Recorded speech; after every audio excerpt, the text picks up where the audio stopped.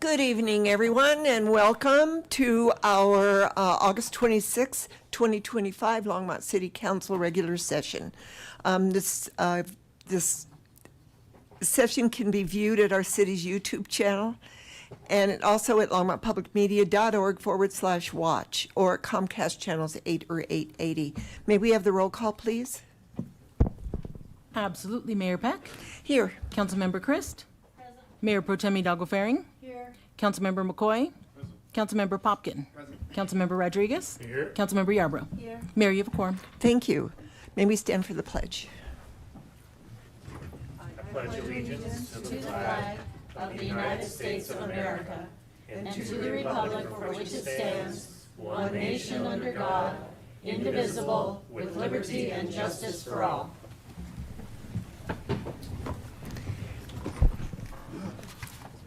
In accordance with the Council's rules of procedure, the rules for providing public comment are as follows. Only Longmont residents and employees of the City of Longmont may speak during first call public invited to be heard, and you must provide your address and on the sign-up sheet before the meeting. Each speaker is limited to 3 minutes. Anyone may speak on second reading or public hearing item, and you're asked to add your name to the speaker list for that specific item before the meeting. And anyone may speak during the last call public invited to be heard. Members of the audience shall refrain from disruptive, vulgar, or abusive language, applause, heckling, or other actions that interfere with the orderly function of the council. May I have a motion, please, to move the August 12th, 2025 minutes? Second. It's been moved by Councilor McCoy, seconded by Councilor Christ. Is there any discussion or comments on those minutes? Seeing none, let's vote. You will not be able to see them live streamed or posted on the screen, so I'll just call out the vote. And that passes unanimously. Thank you. Do we have any agenda items, revisions, or? I don't have any revisions, Mayor. Thank you. Do councilors have any items they would like to put on future agendas? Councilor McCoy. Boy, it's a great way to start, isn't it? I'm honored. Councilor Popkin. An agenda revision, actually, I wanted to bring up at the request of staff. I wanted to motion, actually, before I make a motion, I wanted to clarify, I heard from staff that there was an interest in not retabling technically, but like shifting the date we consider the sit-lie ordinance. Is that correct? Yes, Mayor, Council, and Eugene's going to jump in and help me with this as well. The council, when they tabled the ordinance, actually gave us a date certain to bring this back, and which is today. Yeah. In trying to schedule some of the public outreach that you talked about, Public Safety Chief Artis and Public Safety Chief staff were able to meet with Hope and some of the other groups. The group that they couldn't get scheduled is actually the business community. For different reasons, and so that meeting was scheduled later, and so we're requesting that we move this to a future date so that we can have all the feedback that council requested. Typically staff would remove this, but because it was date certain, Sure. motion by council, we had to bring it on that date. Sure, I appreciate that. Eugene, is there anything you wanted to clarify as well on this process? Mayor and Council, Eugene May, City Attorney. So it was tabled today. So to take action on it, you'd have to make a motion to remove it from the table or take it off the table. Then it'll be transported back in time to when it was tabled. I think staff is suggesting September 23rd would be a good time to bring this back. You can make a motion to continue this until that date. So can I have a motion on ordinance 10A? Well, actually, I'm going to make a motion to pull from the table motion 10A. It is a bill for an ordinance amending the Title 10 of the Longmont Municipal Code for sitting or lying down in commercial districts. We need to move this, table it, pull it off the agenda, and then make another motion to continue this until September 23rd. So my motion is to pull it off the agenda tonight. Yeah. to Mayor, my untable it. impression, pardon me if I might, it was that when we got to that item, we would take That's these what I actions thought, yeah. instead of under agenda revisions. So the reason I brought it up is because, yes, that would be the case if we followed the normal agenda, but I think there are people here that wanted to speak, and if we're going to not discuss it and vote on it tonight, I think it would only be courteous to pull it at a minimum signal that we're going to do that, so people can leave if they want to. Don, excuse me, do we have the list of people signed up to speak? Commander Moore just went to get it for me, Okay. kindly. Let's see Thank if you. somebody signed up for this before we move further. Is this confusing enough for everybody? It's fine.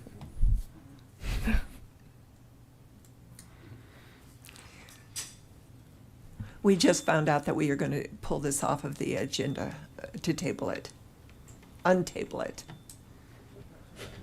It's not. We just want to make sure that people are clear about what we're going to do tonight.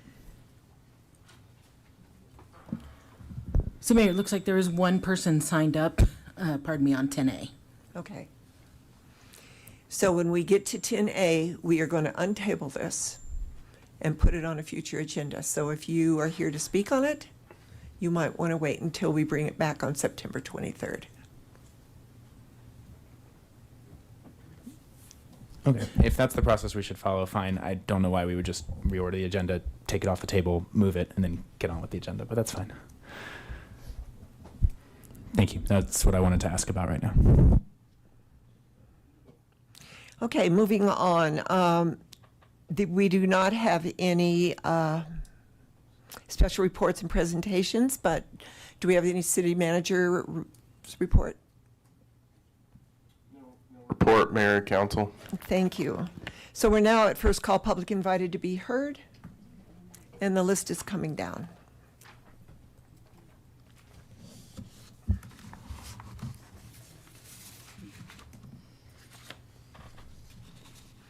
So the first person on our list is Sharon O'Leary.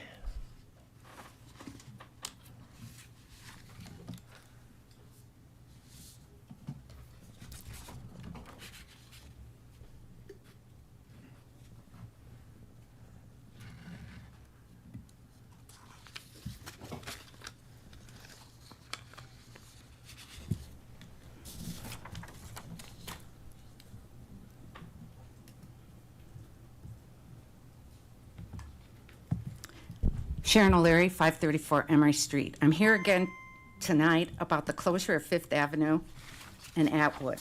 First, I'd like to thank Councilmember Popkin for sending an email with the backstory of the closure from the city. Although it contains some good information, it more closely resembles historical fiction. Regardless, at multiple points throughout the many-year process, changes could have been made to meet the city's goal. For example, the city's transportation mobility plan, which prioritizes safety and accessibility, that Longmont overall for options for people walking, biking, and taking transit while assuring that Longmont overall transportation system is safe. City employee and city councils also could have adjusted the plan and aligned it with Vision Zero, which states it's a strategy being used around the world to eliminate traffic fatalities and severe injuries while also increasing safe and equitable transportation options. The city of Longmont adopted that in 2023.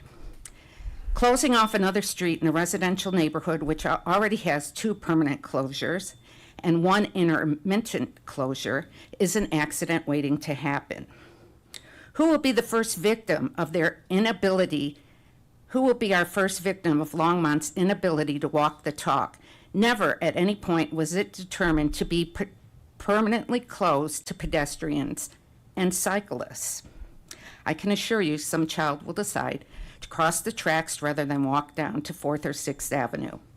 Will it be now then Vision 1? I guarantee that this would have never been the decision if it was on the west side of Main Street. In fact, that was the root of the problem. I had problems with my computer, but the goals were that 4th and 3rd Avenue would definitely have a 4-quadrant crossing. 6th, 5th, and 4th Avenue would be a closure or a quadrant gate, but nothing definitive, and they were getting public feedback. Never was an option that they could all stay open. And you know why? Because that was that 2-for-1 trade with the railroad that now fictitiously has disappeared. But that is why it was always there, because they had to close one of the streets for the development, the transit center. So what I would like is, either way, I would like the city to send a video with the sound of what a 4-quadrant sounds like and looks like in action. What's the volume? Are there flashing lights? Has the city decided to create a quiet zone for the rest of the city, but not the actual neighborhood that it impacts it the most? I ask you, please, I don't want anyone to die, but someone will if you stick with this decision. Thank you for your work. Thank you, Sharon. Sherry Malloy?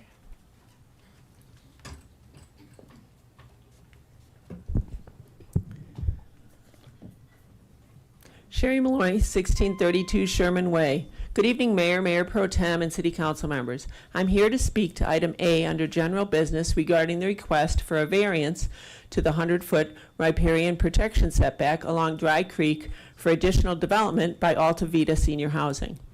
First and most importantly, I was very pleased the city employed the Sustainability Evaluation System, or SES tool, on this proposal. Doing so made for a more thorough environmental review. I highly recommend the same tool be used for the current and/or any future compost proposals. It's a helpful tool and took a lot of staff time to develop and has seldom, if ever before, been used. While applying the SES explored and addressed many important aspects of this proposal, there are a few things to mention for your consideration tonight. First, variance considerations should be a rare exception and very carefully deliberated before approving. The current 150 and 100-foot riparian protection setbacks established in Longmont's Wildlife Management Plan went through a very long and robust public process. This was approved by Council in 2019. One full meeting was devoted to protection of riparian corridors because they are so important. 90% of all wildlife depend on riparian areas for survival at some point in their lives. If we want wildlife to survive in and around Longmont, we must provide and protect habitat. According to Mac Kobza, Boulder County's senior wildlife biologist, setbacks should be a minimum of 300 feet. Therefore, the 150 and 100-foot setbacks are already very significant compromises. Why have protection setbacks if they can be ignored after jumping through some hoops? Specific to this proposal are two concerns that I garnered from reading the packet. One concern is the downwater impacts and pollution from development disturbances. These include runoff from machines, impervious surfaces, pet waste, stormwater, and oil and other contaminants from parking lots, such as antifreeze. The second concern is that the development plan has no mitigation for reducing light pollution relative to impacts on wildlife. I noticed there were no impact studies concerning lighting and wildlife movement along this corridor. Like all our waterways, Dry Creek is a wildlife movement corridor. Wildlife moves at night, so human disturbance and lighting are important things to study. Thank you for considering these comments and concerns as you make your determination this evening. Thank you, Sherry. Sarah Monroe?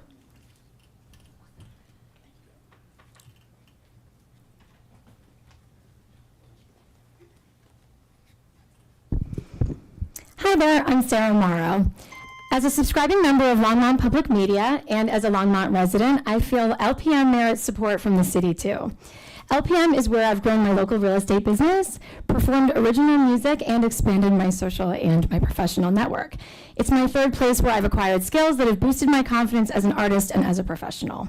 LPM consistently provides the following great things. Number one, training and education for entrepreneurs and community members in video editing software and in the use of high-end equipment like professional lights, cameras, drives, and microphones. Now, when I say training and education, I don't mean like a 1-hour tutorial on color correction, though that is an offering. I mean that an editor from Lucas Studios, as in George Lucas, as in like Star Wars, he holds frequent volunteer office hours so beginners can become proficient in DaVinci Resolve. His mission is intimidationless, useful media content creation skills for all. And he makes video production easy, hassle-free, and fun for anyone who wants to show up. I'm not sure that a general maker space could attract talent like him or attract individuals on the opposite end of that spectrum who have reservations about making their first Instagram reel the way that a media-only maker space can. Number 2, LPM also hosts frequent events like movie nights, live music concerts that attract some of the finest talent in the area, trivia nights, talent shows, and extensions to already successful annual community events like the Winter Walkabout and Unity, most of which are free and really enriching. All of this is what brought me to LPM, but why I remain a member is number 3, the people. The small, full-time staff and my fellow subscribing members are attentive, and they want me and my business to succeed. Despite the demands on countless other projects that are going on, no one ever says that they're too busy to hear my suggestions or that they don't have time for my little media crises. In short, LPM folks are competent, collaborative, and kind.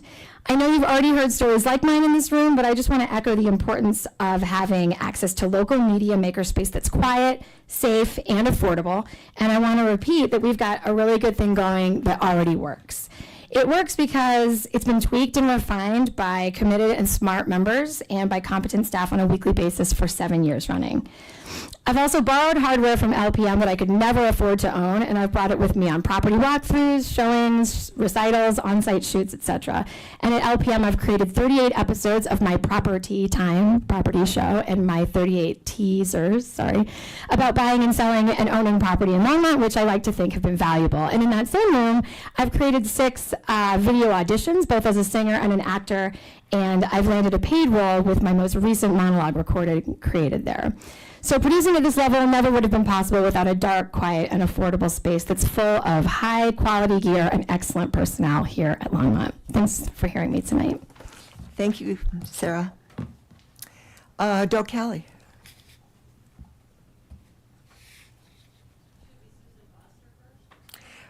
Susan Foster has her address in Lyons. This is called. Okay, Susan, if you can give us your address in Longmont when you come up.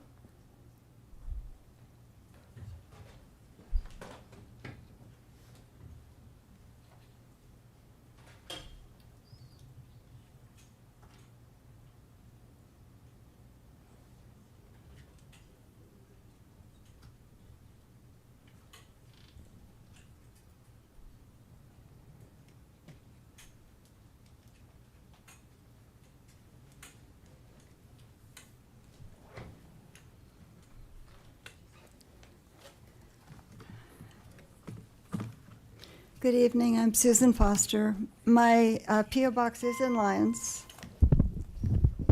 and my address is undisclosed for privacy reasons. Okay, when you're finished, you can give it to us on the sheet. Not publicly, yeah.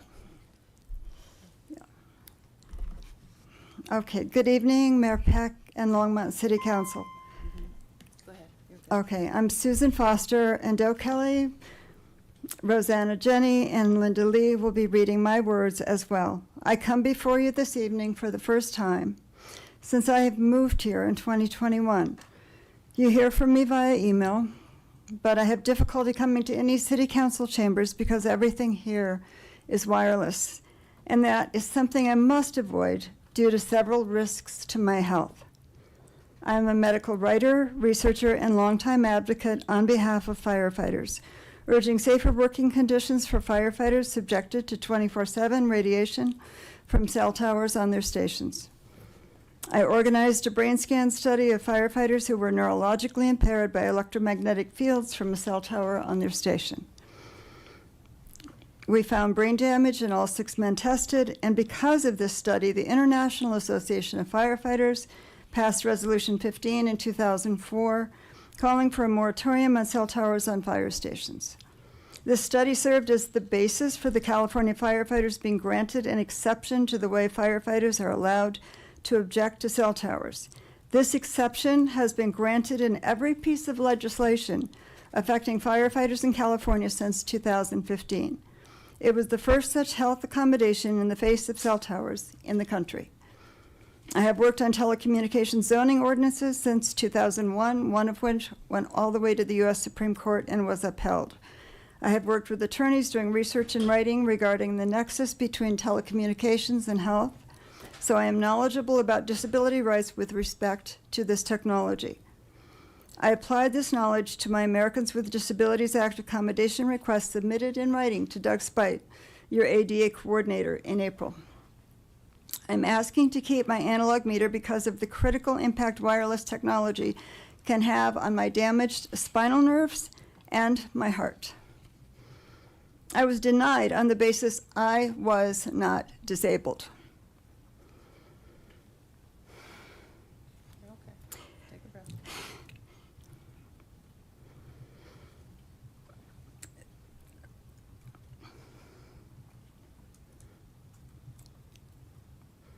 I was denied because Daryl Hahn of Longmont Power and Communications and Mr. Spite decided I only feared the technology. In response to this denial, I wrote a 12-page appeal dated July 1, brought in 5 experts, some national in stature. And my appeal hearing before hearing officer Brian Luther took place on August 13th, just 2 weeks ago. I received my denial letter from Mr. Luther this past Saturday, August 23rd. Apparently, may I just finish the sentence, please? In City Attorney Jamie Roth's mind and in hearing officer Brian Luther's opinion, I am still not disabled. Thank you, Susan. Doe Kelly.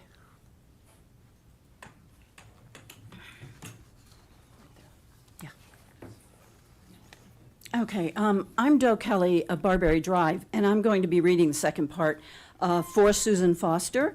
And I'd like to say that after all of us speak, we also have this transcript available for any press that may be here tonight. In my appeals hearing on August the 13th, I was denied my top experts.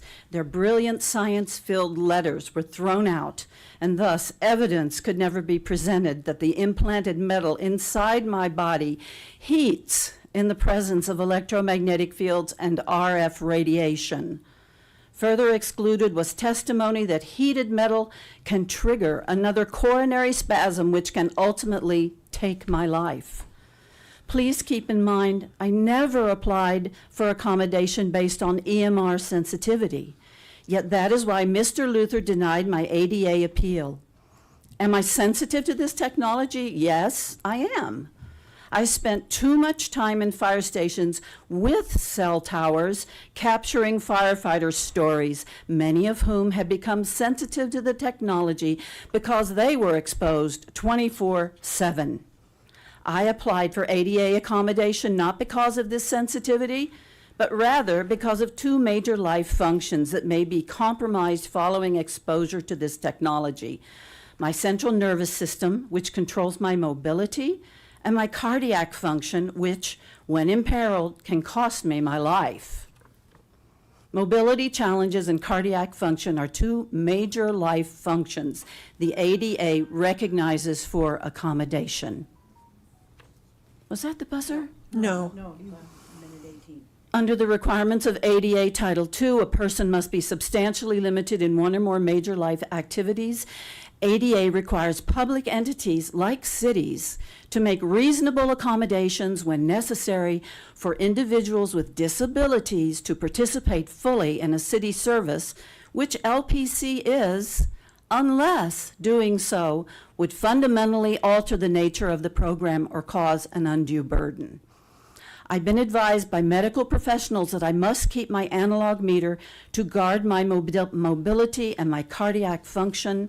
The retention of an analog meter is allowed in the following states: California, Nevada, Arizona, Texas, Georgia, Hawaii, and Michigan. I'm sure you're wondering, why not accept an opt-out meter? Longmont Power and Communications tells you they are harmless. For people who are extremely sensitive, opt-out meters can present a significant problem because their sophisticated electronics produce EMFs that are conducted along the wiring and radiate throughout the home. This poses a risk to my central nervous system, to the nerves in my body that control mobility. Thank you, Doe. Rosanna?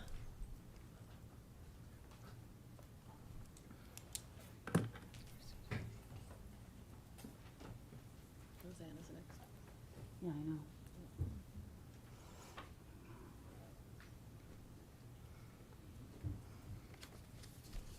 She didn't get the memo. Mhm. She just has to come down.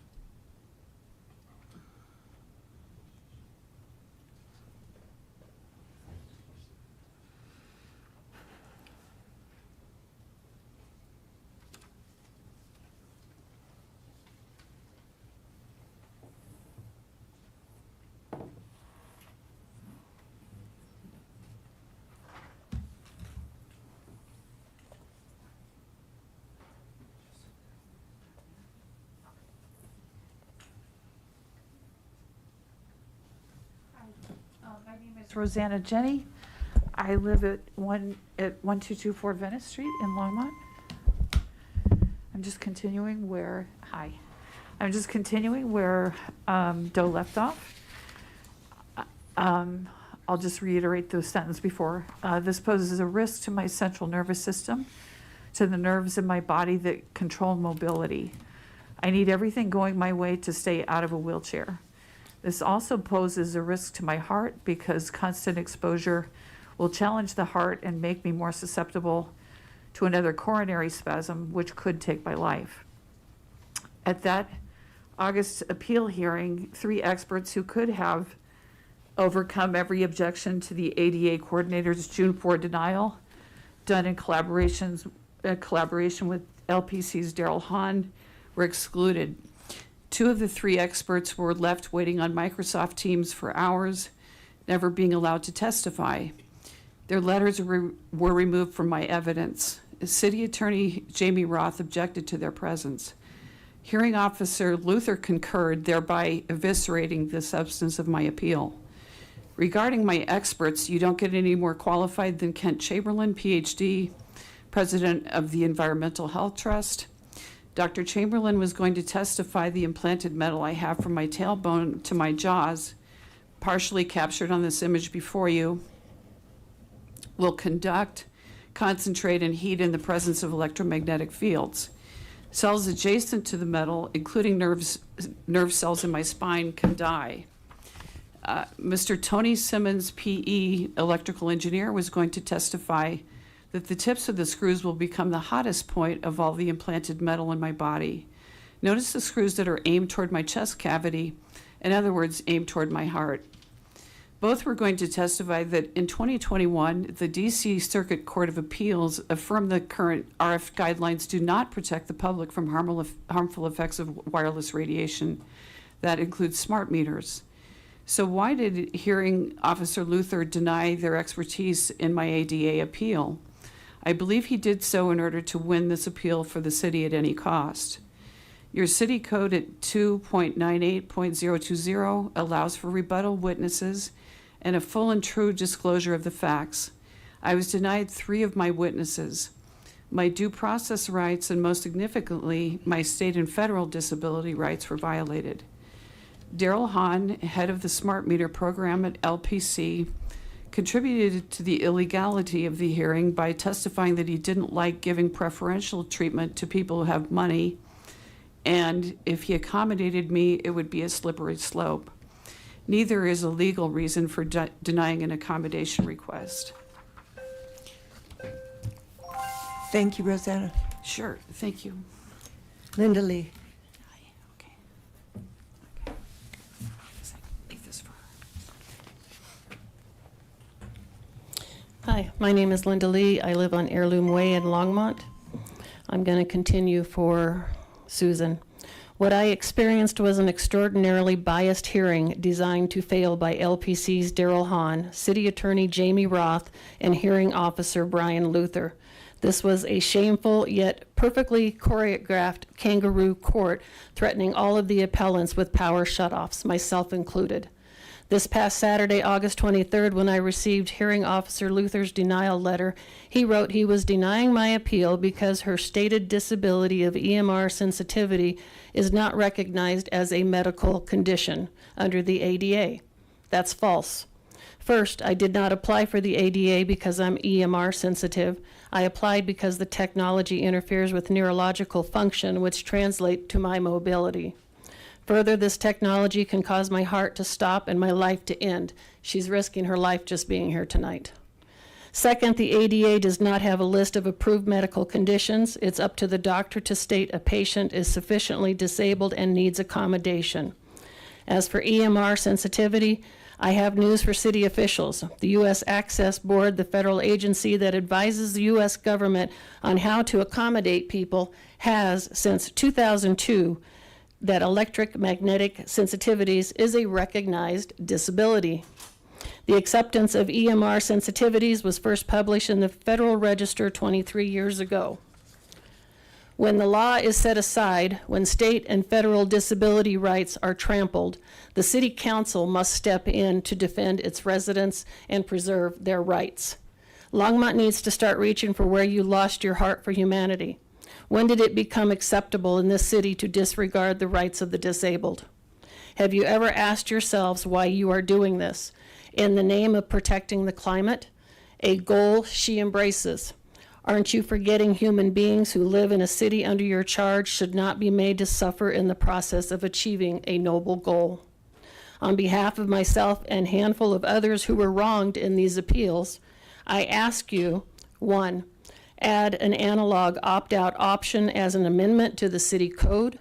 2, hire a completely independent legal investigator to determine the full extent of the due process violations by Longmont's deputy city attorney and the hearing officer, Brian Luther. Thank you. This concludes Susan Foster's remarks. Thank you, Linda. You're welcome. Karen Kroll?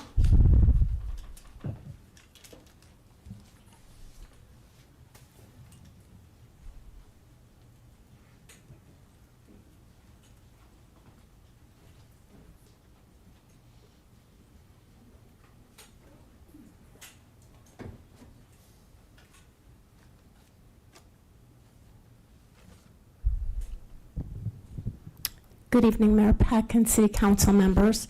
I was going to, I'm Karen Krall and I live on Nelson Road. I was going to complete Susan's remarks if necessary, and since that's complete, I'm just going to share my own remarks. Okay. So my personal remarks are these. My longtime teacher, the late Venerable Thich Nhat Hanh, the Vietnamese Zen master who was nominated for the Nobel Peace Prize during the Vietnam War by Martin Luther King, encouraged me and his students to see the best in others and to give them the benefit of the doubt. He felt that suspicion was corrosive. I am not suspicious of you. I believe that your hearts are open. I believe that each of you has the purest of intentions, and that you chose to serve on City Council because you wanted to make a difference. I think that we all have just different information, different perceptions, different goals that we're looking, to different objectives. Although your intentions are pure, you may not have all the information that you need to make an informed decision on the topic of EMF sensitivity and the harmful effects of smart meters. I'm a psychotherapist of 22 years, and I'm very familiar with psychosomatic symptoms. Did I not have my own experience of EMF sensitivity and sensitivity to the smart meter that was put on the house that I used to live in, I might be inclined to believe that all the stuff that you're hearing from these people is psychosomatic. but in my experience, it's very physical and it's very harmful. And I encourage you to listen and to take action on the testimonies that you've heard here today, and also to read those 26 volumes of testimonies that Doe Kelly has talked about here. She brought one of those volumes at another city council meeting. So I just encourage you to keep informing yourselves and to make decisions. And in particular, on behalf of the Canaries, who are really feeling the effects and are being harmed by EMF sensitivity. Thank you for your time. Thank you. Gayendra Karki? I think I totally mispronounced that. I apologize.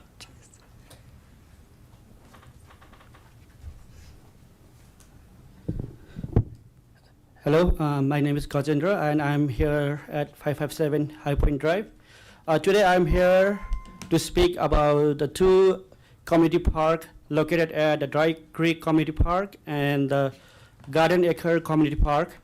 Those two park has cricket ground, and today I found that those two ground are controlled by a person named Manoj Gangwar, and he's not any part of the city member too. And we people, like other community city member, are not allowed to reserve those two ground and play cricket. And today we got a threat from him saying that no one is allowed to play in those two fields, and no one can allow to host any two tournaments. So I am here to see why those privileges given to him. Like I tried to speak to the park manager today, I didn't get hold with him.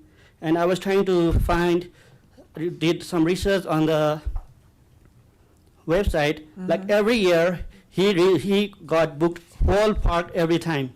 Like he controls those two park. Only he can allow to play. He's the authority for that two ground. Why? Why other city resident cannot go there and play the cricket or any other sports?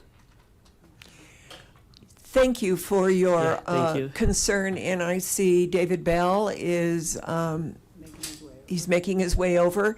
That is the gentleman you need to talk to. Okay, sure, thank you. You're welcome. I would like to know that answer as well. Yeah. All of council would. Steve Altschuler.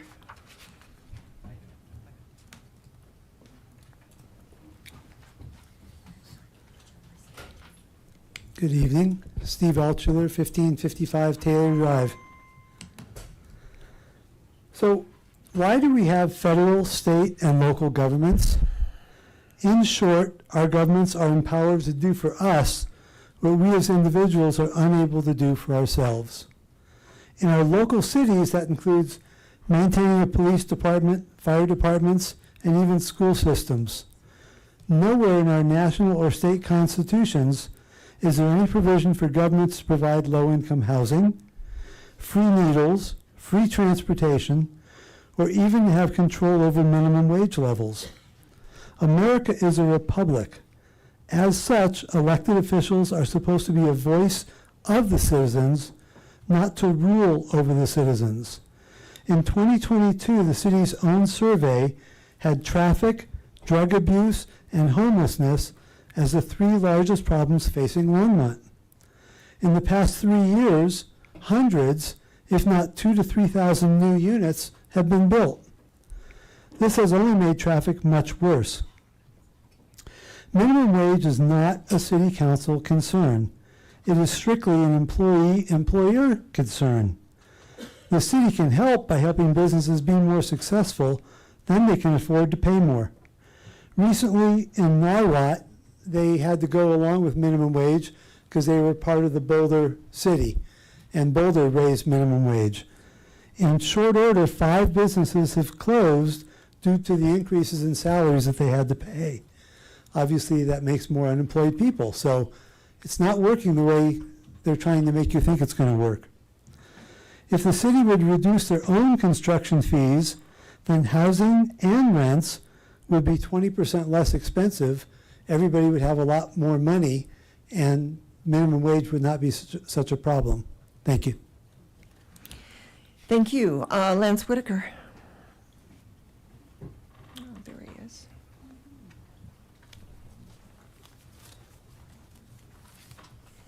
Hello, Mayor and Council. My name is Lance Whitaker. I live at 1750 Collier Street, Longmont, Colorado. Been a resident of Longmont for over 40 years now. I'd like to say today is National Women's Equity or Equality Day. Yes. National Got Checked Day. So all you women who are out there, make sure you get checked. National Web Mistress Day.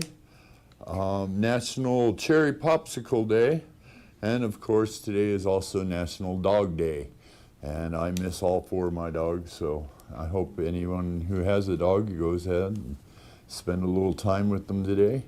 I'd also like to mention that my neighbor's sidewalk at 1800 Collier Street is horrible, and it's got 2-inch gaps on it, and it's all uneven like crazy, so that could be needing of some repair in the near future, if possible.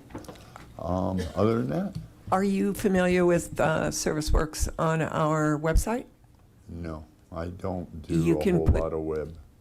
I You don't could do a whole put that, lot of you web. could put that in there and it would go directly to the right department. Don't have a tower presently. Okay. So, if you could point me to someone. I'll get it. Okay. There we go. See, Lance? I know, It's all I good. just gotta mention it, and there you go. Thank you. And By the have a way, nice- you look a lot better. Congratulations on your surgery. It looks like you're doing well. I'm coming along very well, and thank you all for your support. I appreciate all of it. Thank you. You're welcome. Okay, seeing no one else on first call public invited to be heard, I will. Oh, you're at the very bottom. I didn't see you, Terry. Come on up. They're way down there.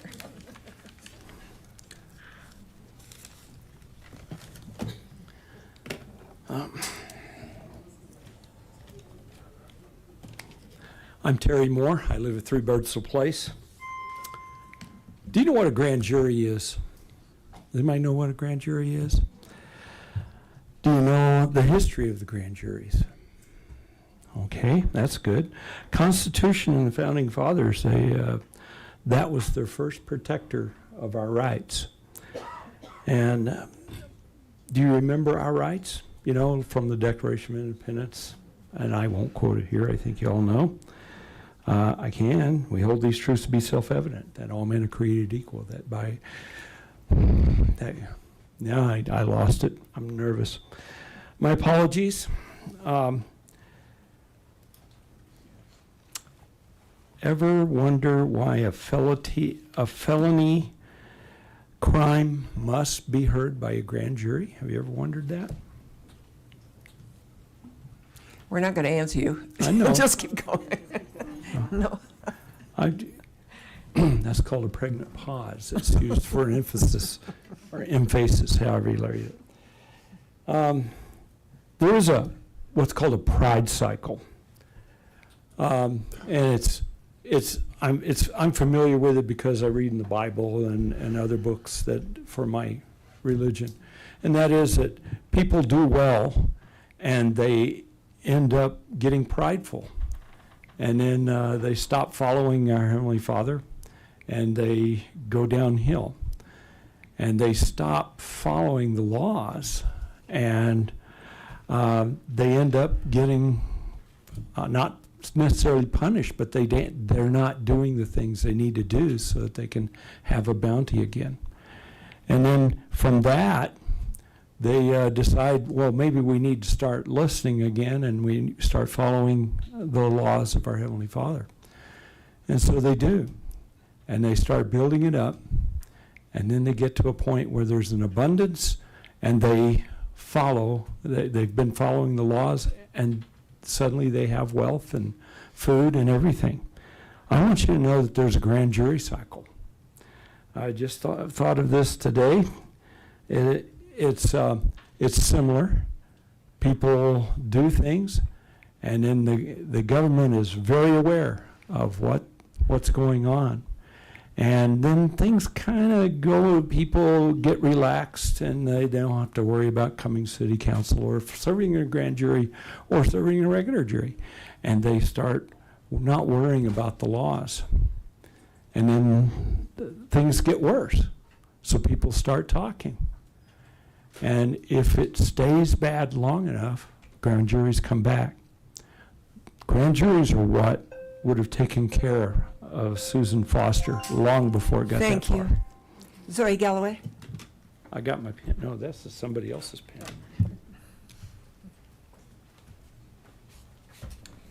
Zoe Galloway. Because of housing discrimination, I'm not going to say my address right now. So I have experienced 370 days of homelessness because of the smart meter and Longmont Power and Communications' refusal to permit me my disability modification. It's been 319 days since Longmont Power and Communication told me I shouldn't live in a society because of my medical condition. 210 days since I reported this to the city. 210 days since the city did nothing.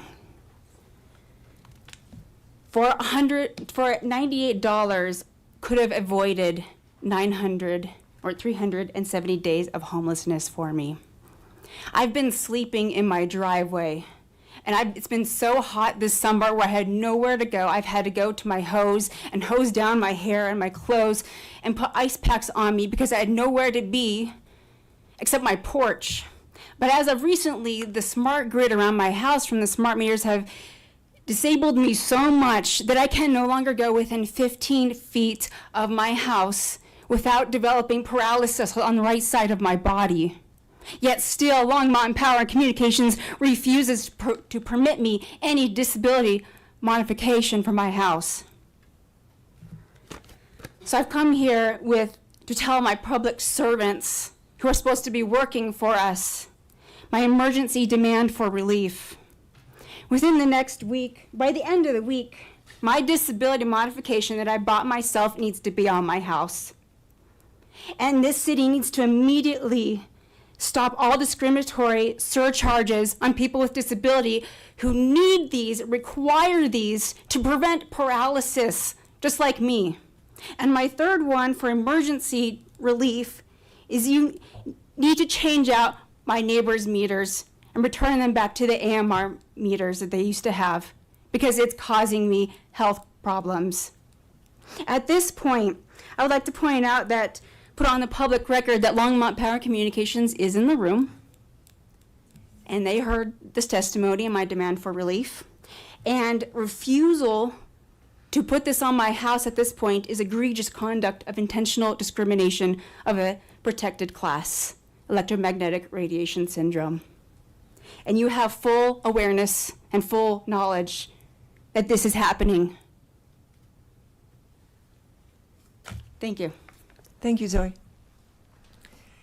Now, seeing no one else on the list, I'll close first call public invited to be heard, and we will move on to our consent agenda. Dawn, would you mind reading the consent agenda into the record? Absolutely, Mayor. The second reading and public hearing for all ordinances introduced on this consent agenda will be held on September 9th, 2025.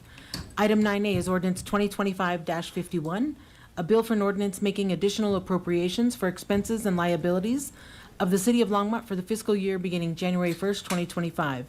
9B is Resolution 2025-46, a resolution of the Longmont City Council approving an intergovernmental agreement between the City of Longmont and the Colorado Department of Transportation for surface transportation block grant funding for the Safe Signals to School project. 9C is Resolution 2025-47, a resolution of the Longmont City Council authorizing an agreement between the City of Longmont and Blue Dog Properties LLC for purchase of a portion of the real property located at 1060 Boston Avenue for the Boston Avenue Connection Project. 9D is Resolution 2025-48, a resolution of the Longmont City Council authorizing an agreement between the City of Longmont and SHB LLC for the purchase of a portion of real property located at 1040 Boston Avenue for the Boston Avenue Connection Project. 9E is Resolution 2025-49, a resolution of the Longmont City Council approving the intergovernmental agreement between the City of Longmont and the Federal Aviation Administration for a grant concerning taxi lane reconstruction at the Vance Brand Municipal Airport. And 9F is approved 3 capital improvement program amendments.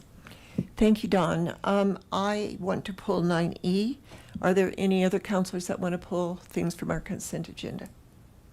Seeing none other, I pass the consent agenda minus 9E. I'll second. It's been seconded by Mayor Pro Tem Hidalgo Faring. Let's vote.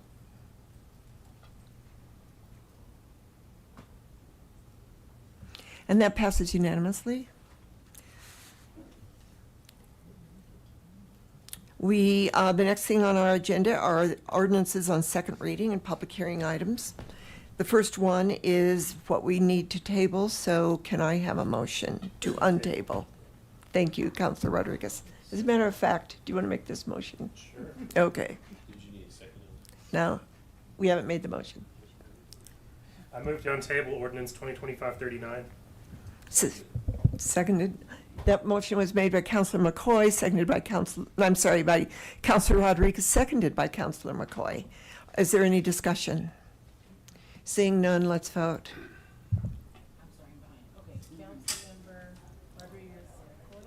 Correct. And that passes unanimously. Now we need a motion to bring it back on the 23rd. Mayor, did you want to do your one public hearing before you? I think that's the correct order Okay, yes. to allow the one speaker. I think you have one speaker signed up. I do, and I see him sitting out there. So are there any comments? And I already asked Councilor Popkin. Yeah, before we proceed with the public hearing, if we do the hearing now, does that basically remove the opportunity for that when it comes back from the table on the 23rd? No. Mayor and council, you can always reopen the public hearing and take more testimony. Okay, thanks. I would want to make sure that we preserve that opportunity. Thank you. Good point. So now I'll open up the public hearing on 2025-49. And I see that Paul Tiger has signed up for that.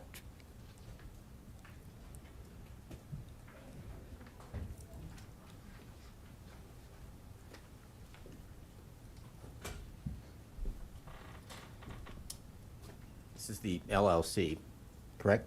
No, this is the sitting in line ordinance. Yeah, that's what you put down, Paul. You signed up for the sitting or lying down in commercial districts. Yes, I thought you were tabling that. We untabled it so that you could make your comment, and then we will. I'm then- having trouble hearing or thinking, whichever. Well, I'm having trouble talking, so we're. Paul Tiger, somewhere in Longmont. Thank you. Okay, all right. Well, oh, and then there's the magical tones. As previously mentioned, I was a merchant on Main Street in Longmont. I was also a merchant on Nelson Road. I had some difficulties with people who are unhoused who were congregating outside my shop and behind my building. I would say that 90% of the folks were friendly and there wasn't an issue, and then there was some where there was an issue.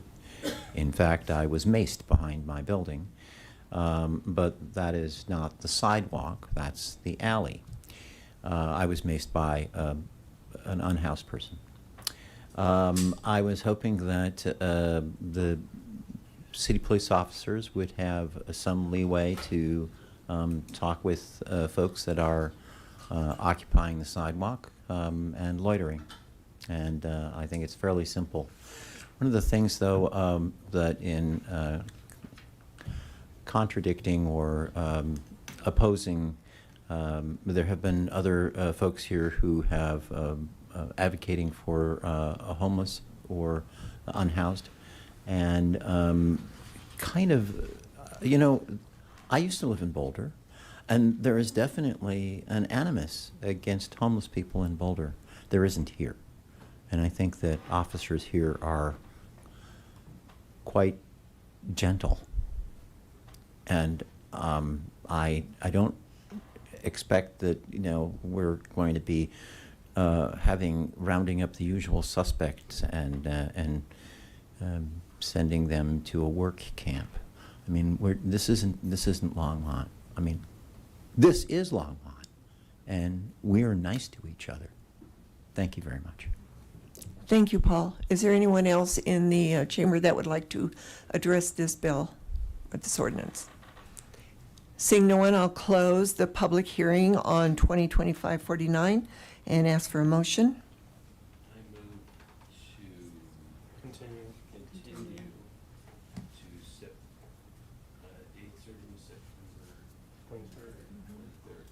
Second. It's been moved by Councilor McCoy and seconded by Councilor Christ to move this resolution 2025-49 to a September 23rd regular meeting. Is there any more discussion? Seeing none, let's vote.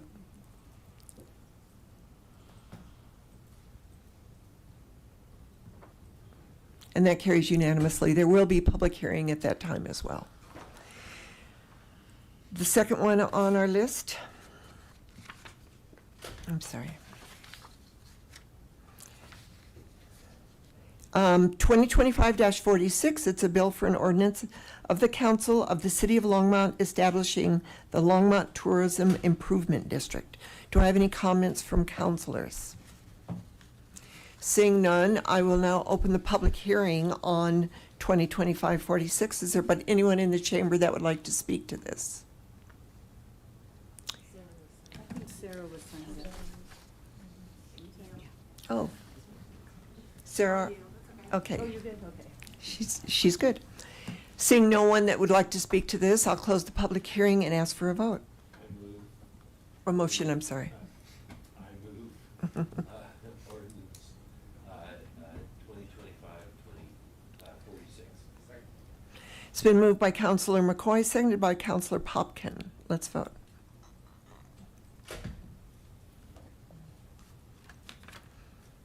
And that passes 6-1 with Councilor Christ opposing.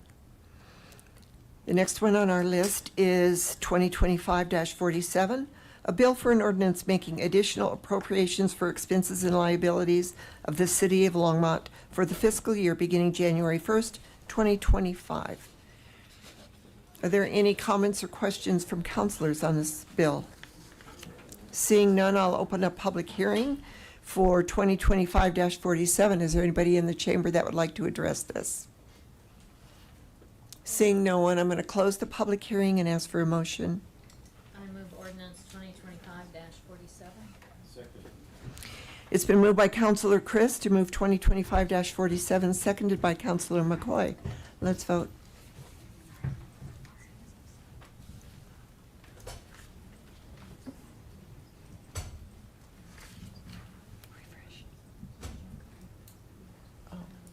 And that passes unanimously. Our next one is D, 2025-48. It's a bill for an ordinance amending Chapter 2.04 of the Longmont Municipal Code on the limited liability company contributions under the Fair Campaign Practices Act. Are there any comments? Yes, Councilor McCoy. No, Councilor Christ. Thank you, Mayor Peck. I think limiting contributions from businesses according to how much the owner, businesses and potential owners, having to add their contribution from both personal and business limits the voice of business in elections.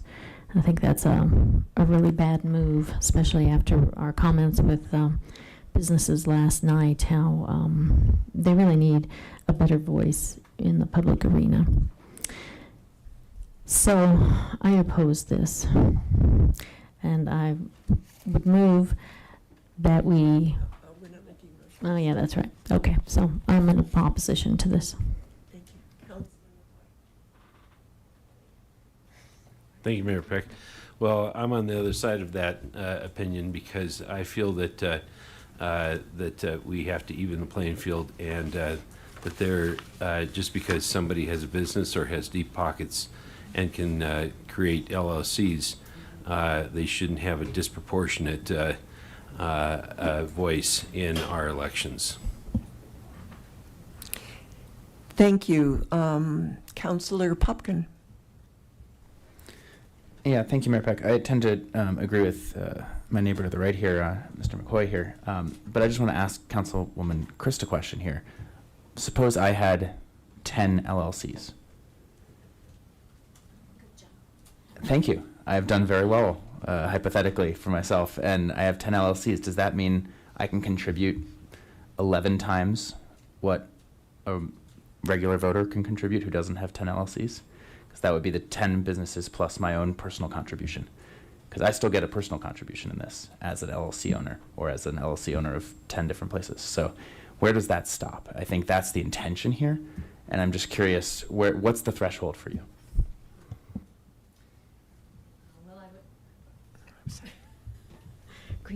Green always means go to me. Thank you, Mayor Peck. There are 8 different ways in which you can, under Fair Campaign Practices Act, contribute. So if you belong to other organizations under that act, you could contribute 9 times. And that could be, a teachers union or an association, say a pipe fitters association, or other types of groups of people coming together for combined effort. So why would we limit? I mean, if you have 9 different business concerns, you may be in 9 different industries. Shouldn't each industry have a voice in the election?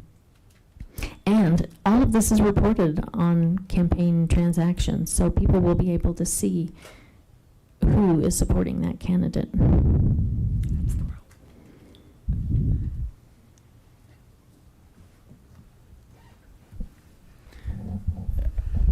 I appreciate the discussion. Just because it's reported doesn't mean it's reported as the individual to see who owns what LLC. It's not like it's Matthew Popkin LLC 1, Matthew Popkin LLC 2. And I think there's a bit of a false conflation here of if you're part of a larger union or a contribution, sure, there's influence from other organizations, just as there is if I have my 10 businesses in different trade associations too that are contributing to this. Everyone has opportunities to contribute financially and vocally, but the difference is an individual business contributing individually on behalf of an individual X number of times versus as part of a broader organization that is factoring in multiple perspectives. So I don't think it's a fair equivalency there to say that just because you have different business interests and can contribute from an individual standpoint, that's equivalent to being part of any kind of union, trade association, you name it. I just don't think those are parallel situations. Thank you. Okay, so we got both perspectives. That's great. Seeing no one else on council, I'll open up the public hearing on 2025-48. Is there anybody in the public that would like to address this? I'm signed up. Paul Tiger, somewhere in Longmont. I was on the task force 10 years ago, and then Elections Commission. The law that we're adopting, or code that we might be adopting this evening, comes from 2015 and 2017 state laws, which were adopted for statewide. And what it says is that there's no limitation. You can give, but you need to say who you are. It's about transparency. It doesn't block people from giving. I've had the discussion with members of staff of the city clerk's office and so on. So how many times can somebody give? I think actually they can probably give a lot of times, based through LLCs. But we see that that's transparent and that they put their name in there. What we then need, as the clerk would need, is a complaint from the public, from someone who says, hey, there's a person here who's given multiple times. Is that an issue? Mm-hmm. I'm not saying that it is an issue. I'm just saying that you should. So if you want to advocate for someone for running for public office or giving to a campaign, why would you be a secret? What's secret? So that's really dark money. And I think I just want people here in my town, I don't care about the rest of the world, my town, and to say, hey, I'm supporting someone, and here's my money, and that's my voice. Yeah, money is voice. It is. So that's all I'm asking for here, and that's what I'm hoping that you're voting for here is transparency. Thank you very much. Thank you, Paul. Is there anyone else in the chamber that would like to address this? Seeing no one, I'm going to close the public hearing on 2025-48. Ordinance 2025-48. Second. It's been moved by Councilor McCoy, to move 2025-48, seconded by Mayor Pro Tem Hidalgo Faring. Let's vote.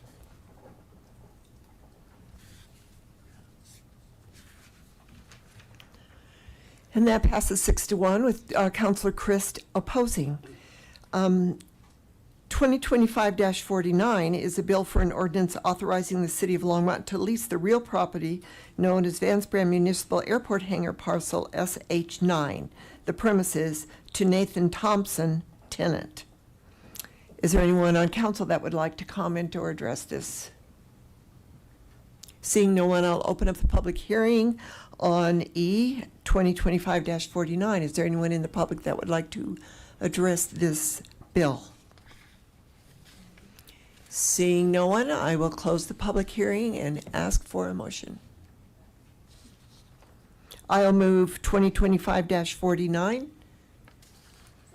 And it's been seconded by Councilor Yarbrough. Let's vote.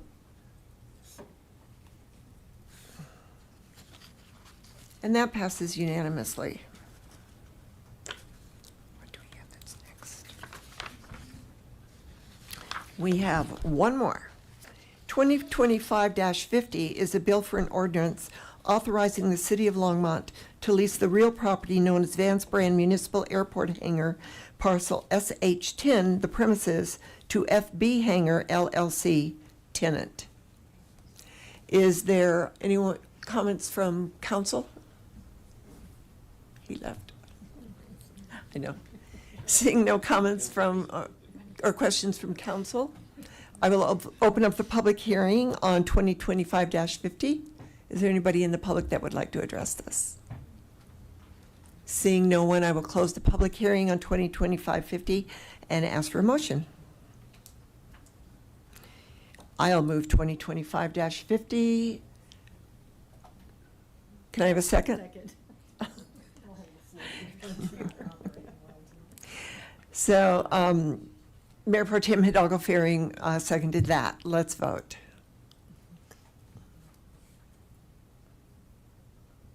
And that passes unanimously.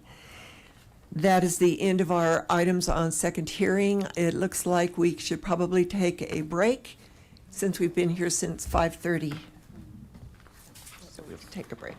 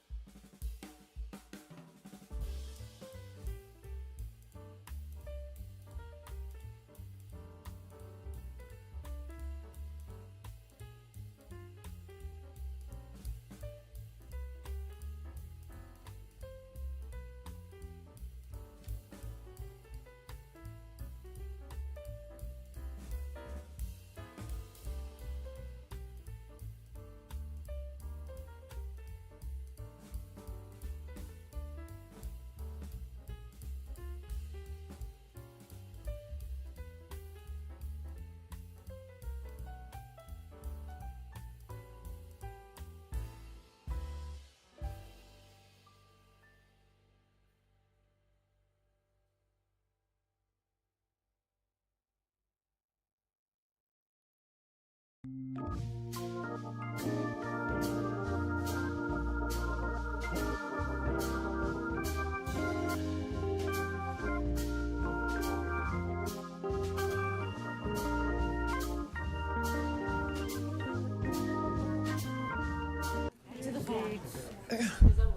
the pond.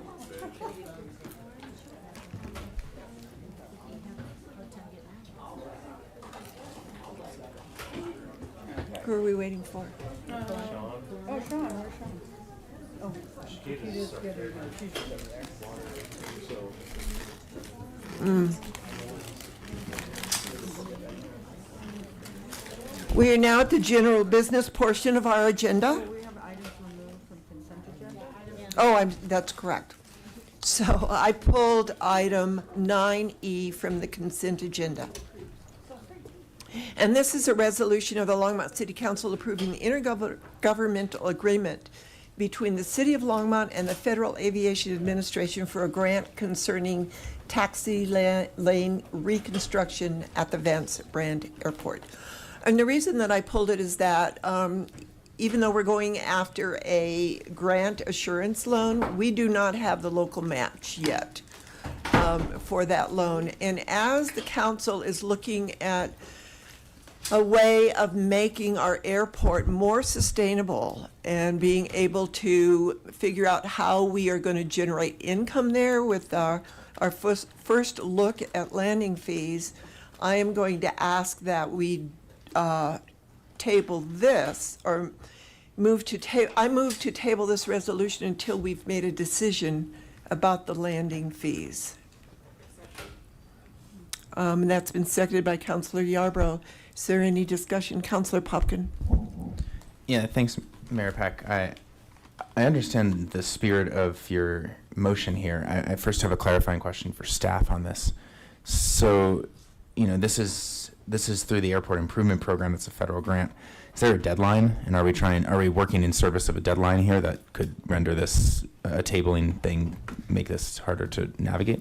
I can speak a little bit to this. Mayor, City Council, Leva Brown, Airport Manager.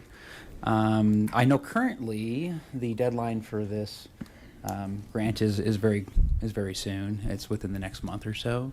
So this could potentially be an issue. I guess the question would be at that point, I'd need to reach out to the FAA and see what the possibility for an extension could be. I don't know the specifics on that. We don't know what the deadline is for this? The deadline for this particular one, if I recall correctly, is actually the 29th of this month. Of August? Yeah. No. So we got this pushed as quickly as forward as we could to the City Council. Now, I have been working with the FAA, and they had said that they will extend it a little bit for us, but I would have to have a further conversation with how far they would be willing or able to extend the grant after that. So even the second reading deadline or even the second reading current timeline of September 9th was going to be past the original? It was, and that had been talked about with the FAA to make sure that we were on the right page. This is a resolution, So there wouldn't even be a... one reading. No, but that had also been talked with about them in the conversations that I had.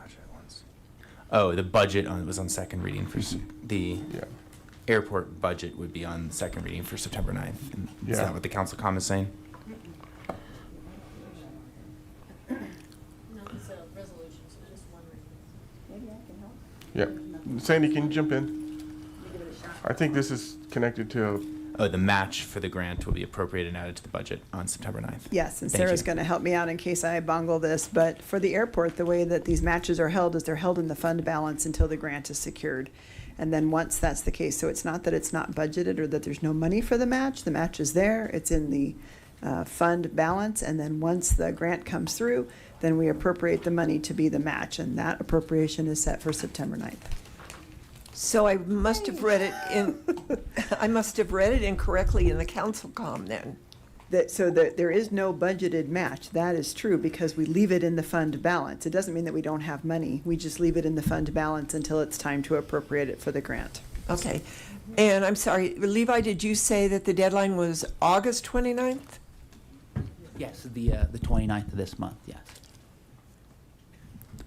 So, Assistant City Manager Cedar, when in the council comment it says it is not yet budgeted, does that mean because it hasn't been Appropriate. appropriated, so that's why it's not falling in. That's the operative word. Thank That you. makes difference. We'll be clearer about that next time. I'm just glad we're clear about it now. Cool. Well, I would strongly encourage us to reject this motion and reconsider a different motion to move this forward. I think a 5% match situation for airport infrastructure improvements is a good trade-off here. So, Levi, how soon can you ask the FAA for an extension? Will you find out that answer? I mean, I could certainly start the conversation quickly. I'm not sure what they'll say in response, but I could send an email, the next day or so. Okay. Levi, can you turn off that mic over there? Oh. I just wanted to also make one more point on this topic, which is I think what can sometimes get confusing with grant matches here is that this is helping us secure this other funding. It doesn't mean we can't consider other revenue sources for other needs that we have at the airport. And I do understand where, Mayor Peck, where you're coming from on this when we're thinking about how do we make sure that we are creating a sustainable financial model for the airport. Part of getting some of that infrastructure funding vis-a-vis these grant partnerships where we're only putting in 5% is kind of how we work up to that. But we do need a broader conversation, to your point, about kind of what is that more fiscal sustainability aspect. Okay, I'll withdraw the motion, but now everybody knows that I want that airport to start being profitable. So I think And we're we looking can, at that. if I can provide some context to Yes. this, is I think this is one of the issues that we've actually had historically at the airport, where we have to accumulate funds in fund balance and then to actually provide the grant match. And so if you look historically at what we've done, when we put the water and the wastewater lines in, it took us a while to accrue the funds. And then we did it, and then you have to accrue funds again. And so when we look at, to your point, the capital expenses that are frankly needed there, and you look at the revenue stream, and we're gonna go over this in detail as part of the budget process, what you'll find is it takes us a long time to accrue grant match. And so there is a need for additional funding at the airport in order to provide that grant match to do and look at other projects. So there's a funding challenge on that piece on the capital side. Is that correct, Sarah? Over time? I'm sorry, I was telling Sandy. Okay, I think that's right. So one of the questions is if you had an opportunity to get a $7 million grant to build taxiways or electric service on the Correct. south side, our problem is the grant match. Right. To that piece, and that's an ongoing struggle that we've had at the airport. So it takes us time to build that. So to your point, if we're really looking at investments and how you want to approach it in the future of the airport, we do need to look at additional revenue streams. Right, and that is the point I'm trying to make in public. So I withdraw my motion and move 9E 2025-49. Second. And that was seconded by Councilor Chris. Let's vote. Not done. I'm sorry, I thought you were finished. Councilor Popkin. I was waiting until we made the next motion to make the final comment. Airport Manager Brown, I had one more question for you on this. So the airport improvement program can fund a variety of different things.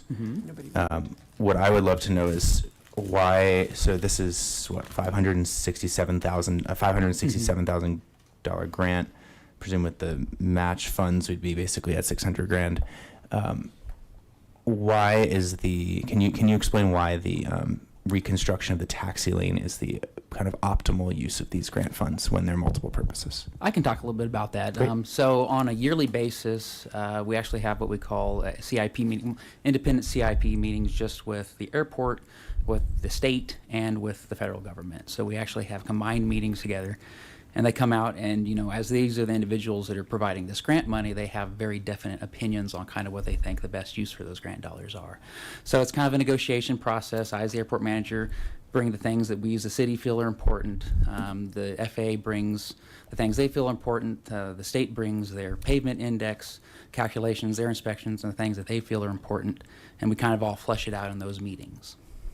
So you're saying the FAA, CDOT, and us all have a a sit down to discuss what we should prioritize at our airport? Yep, we do. And how much, like, how many options did we bring forward and say, like what was our, ranked preference of what should go for, like, what did we put forward as our number one priority? It's interesting that you mentioned that, because we've actually just started that process again for the next coming CIP meeting. So, for example, I just sat down with our airport engineers and I started laying out things that I thought was important. One of the things that I brought up to him was the unleaded fuel transition. I said, hey, this is priority, and we need to bump this up.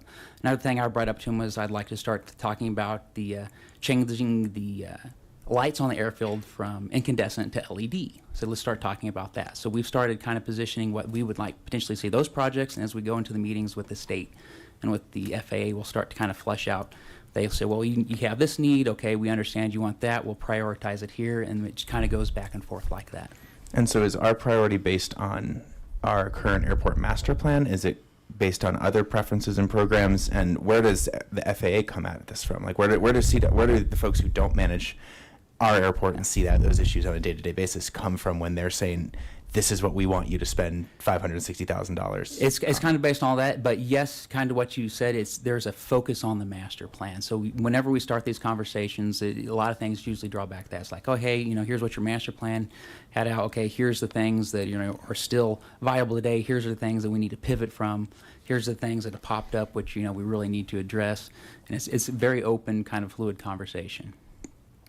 They're coming at this saying, this is what your master plan says, so this is what we want to fund? Not necessarily. It's a little more flexible than that. They're not going to pull up that master plan and say, okay, here's what you got here. This is what we're going to go down.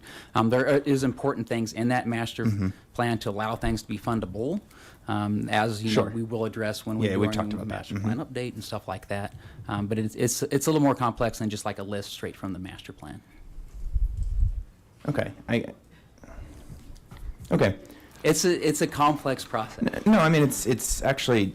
I mean, I recognize that there's a process here, but it's not complex in that, like, we should have a set of priorities that we think are necessary. Yeah. Maybe they have some priorities too, but ideally they're mostly aligned because if I understand correctly, you maintain regular relationships and contact with CDOT and FAA. And you're absolutely correct. Yeah. So, and there's things as a city, as an airport, that we want to bring to it and we want to push So forward. is this what we're asking for on the taxi lane reconstruction? Is this our priority or someone else's? This one is going to be a priority purely from the fact that the pavement index on this particular taxi lane is essentially zero. So it's end of life. It's kind of beyond end of life.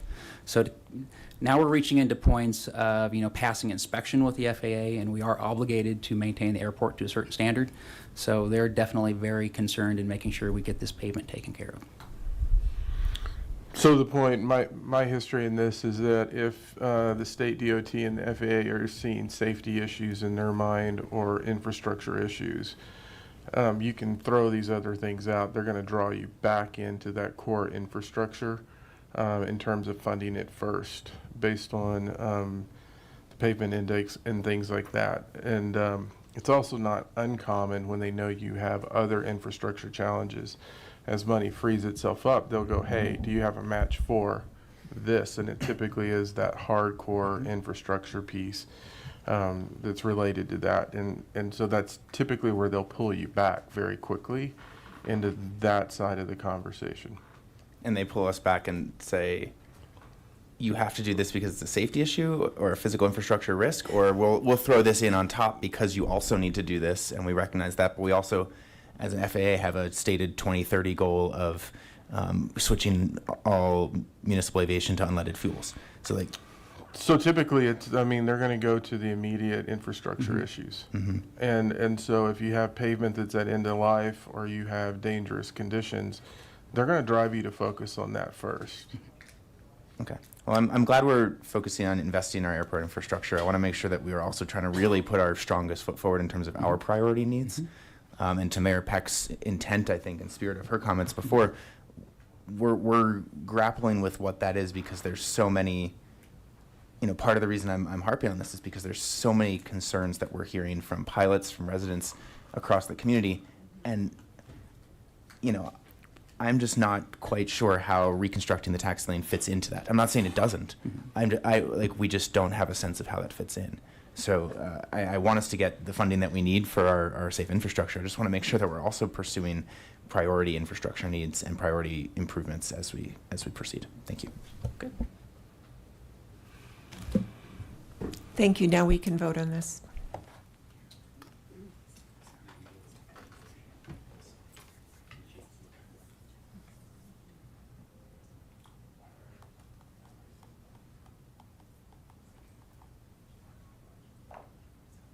That passes unanimously. Thank you. Okay, we're at general business. It's a resolution. The first one is 2025-50. A resolution of the Longmont City Council conditionally approving a riparian setback variance for the residences at Alta Vita. And I'm sure we have a presentation.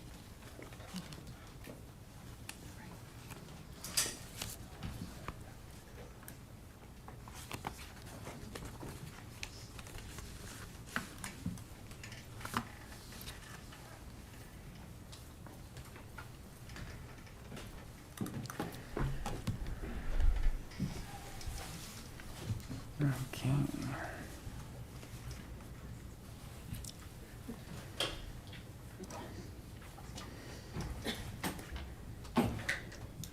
We ready? Yes.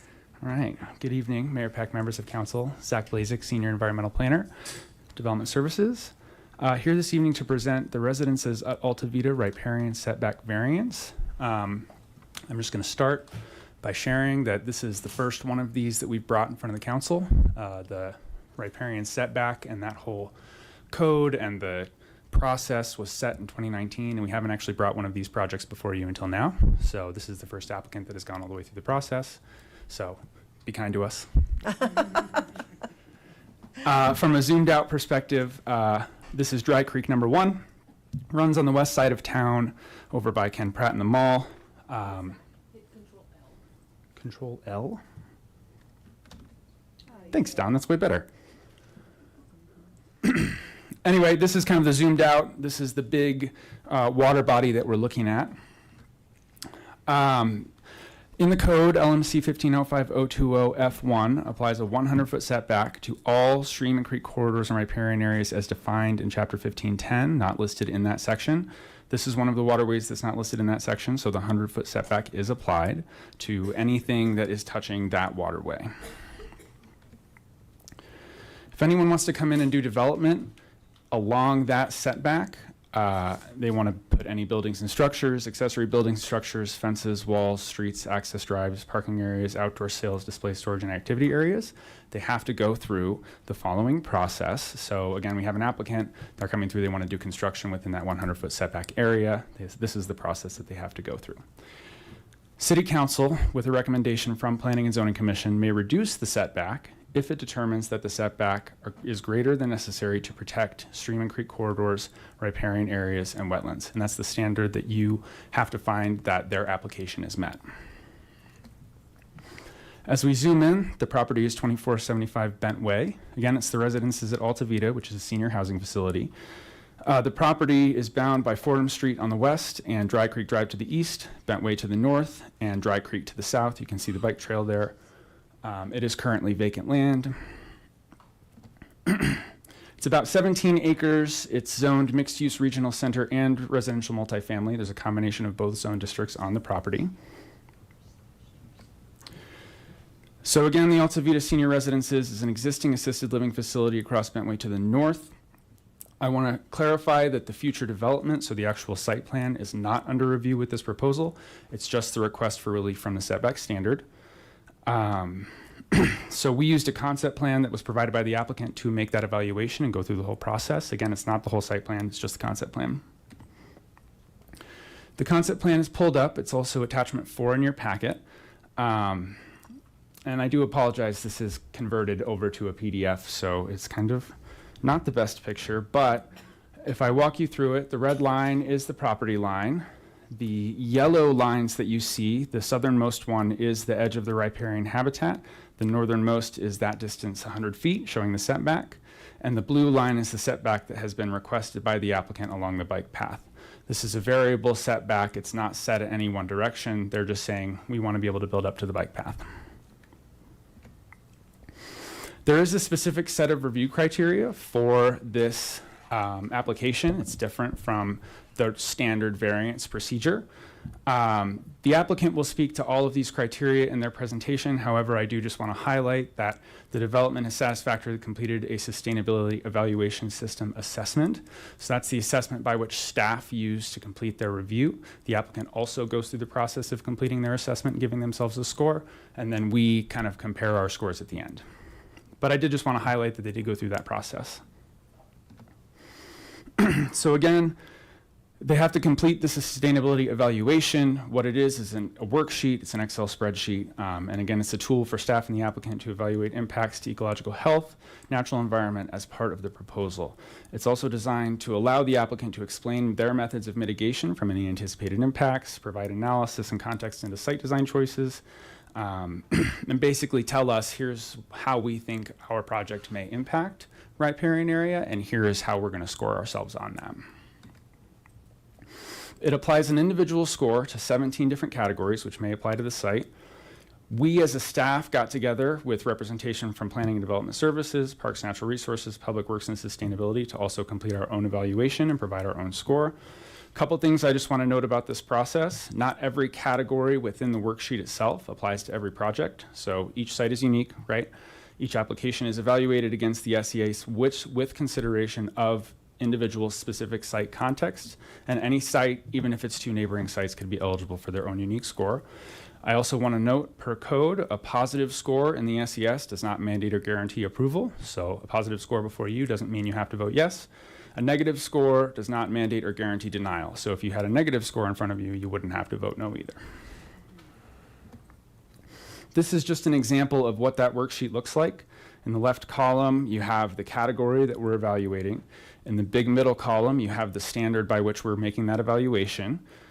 In the next column to the right, you have, here is how it can be scored, whether it's 1 to 0 to -1, or however that category is laid out. The next column would be the score applied, and the final column would be any feedback that we had. Both of these, the staff and the applicant, have been included as attachments 3 and 4 in your packet as well. I'm not going to go through every single score that we had. I'll share that the final score for the applicant was 10 and the final score for the staff was 5. There were 5 categories where we had a different score between us. These were aquatic habitat, floodplain protection, ecological connectivity within the riparian area, nighttime noise levels, and the heat island effect. If you have questions about any of those, I'm happy to go over them, and the applicant is going to speak to them as well. But for now, again, applicant score of 10, staff score of 5 before you. This is the standard review criteria. Again, I just wanted to point out that for number 5, they did comply with the sustainability evaluation system requirements, and they did go through that whole process. As we collected neighbor feedback, no feedback was submitted during any of the neighborhood meeting, notice of application, public hearing before Planning Commission, and no neighbor input was submitted prior to this meeting. On July 16th, there was a hearing before Planning Commission for a recommendation. They approved with the condition that, or they voted to recommend approval with the condition, that a riparian setback of 50 feet measured from the northernmost edge of Dry Creek No. 1 riparian habitat will be established. Just want to point out that this is different from what the applicant is asking for. The applicant will speak to their thoughts on the condition after I'm done presenting. As far as a staff recommendation, staff from planning do not actually provide a formal recommendation on these applications. Rather, you have the sustainability evaluation from both us and the applicant as a tool for you to consider your decision. With that, you have the following options. You can vote to approve the variance request as presented, vote to approve the variance request with conditions, or vote to deny the variance request. And with that, I'm going to turn it over to the applicant for their portion of the presentation.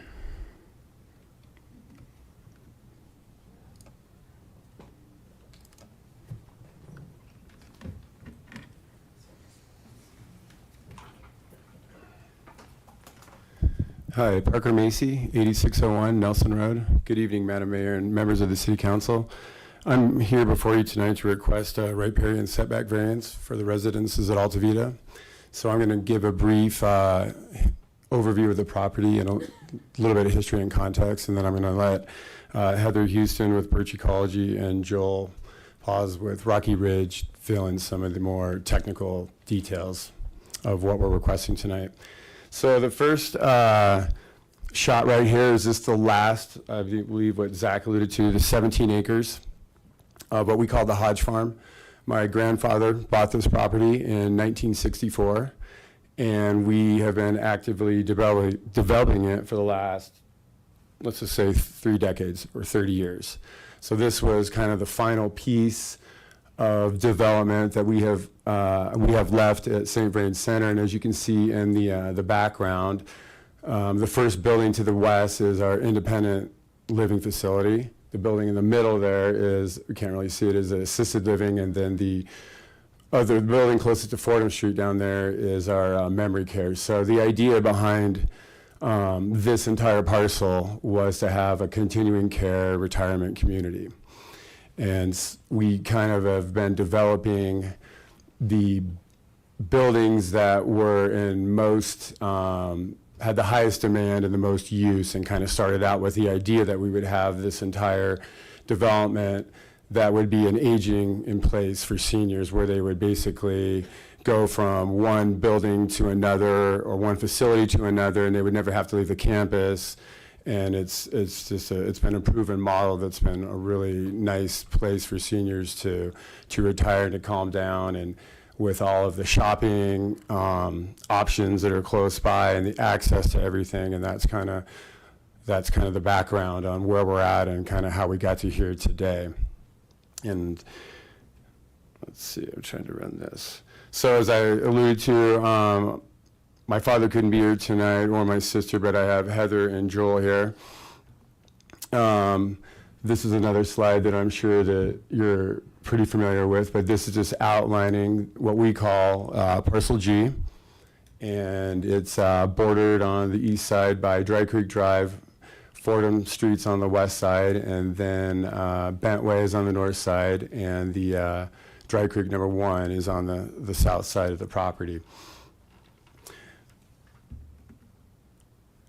I think this is important for everybody to see, because this provides some context as to kind of how long we've been working on this entire master plan. As you can see, this was done around December 17th, 2008, but I can tell you that we have been working on that previous to 2008 by some time. But at this point in 2008, this is what we came into the city with, our master plan at the time, with what we thought would be probable for how we would like to develop the entire site.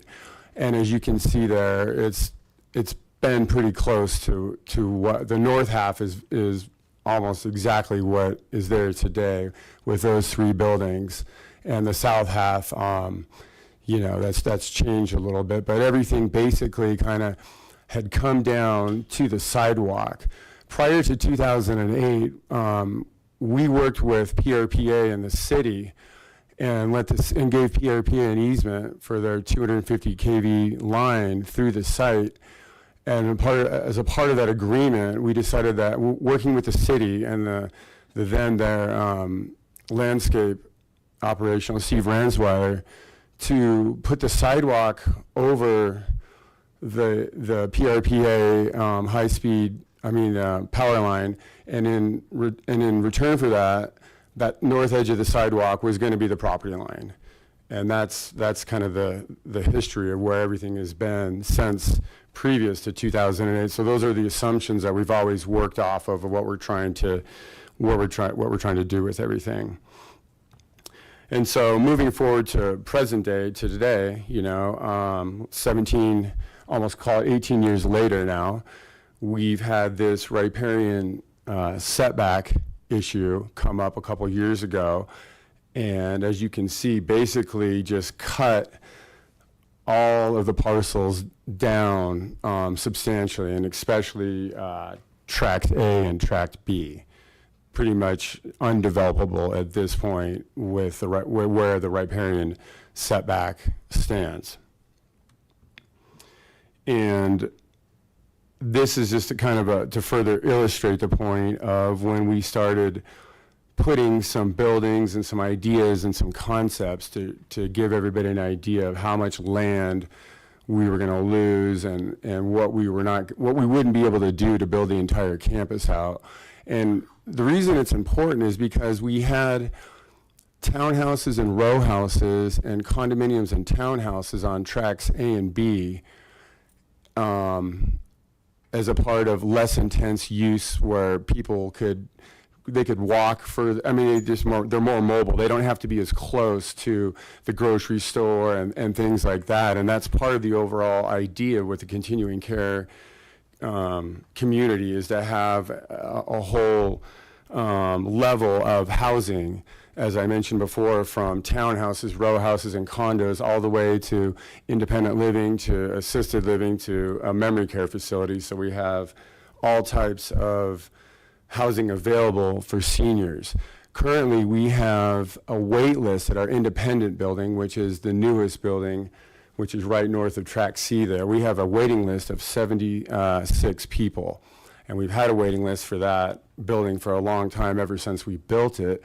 So that's the reason we started working on Tract D with another similar type facility, so we could fulfill that need. And in doing so, with that, through that process, we've come through to this, and have basically just been kind of hamstrung as to getting any further along, because not knowing what would happen with this, and not wanting to do anything further until we got this issue settled.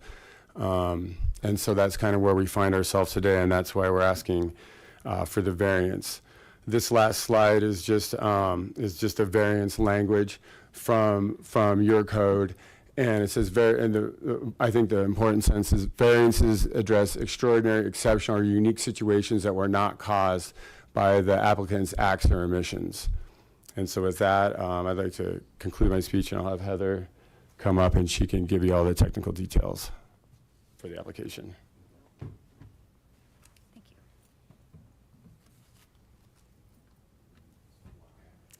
Hi, I'm Heather Houston from Birch Ecology, and I'm not only the president and senior ecologist, but I'm also a resident of Longmont. I've lived here 21 years over in the Renaissance, and I like to ride my bike on that bike path regularly, and I know the area well. I shop at King Soopers, I bank over at Elevations, and so being an ecologist and kind of having this be my community gives me a different perspective that I think is kind of unique and valuable in evaluating this.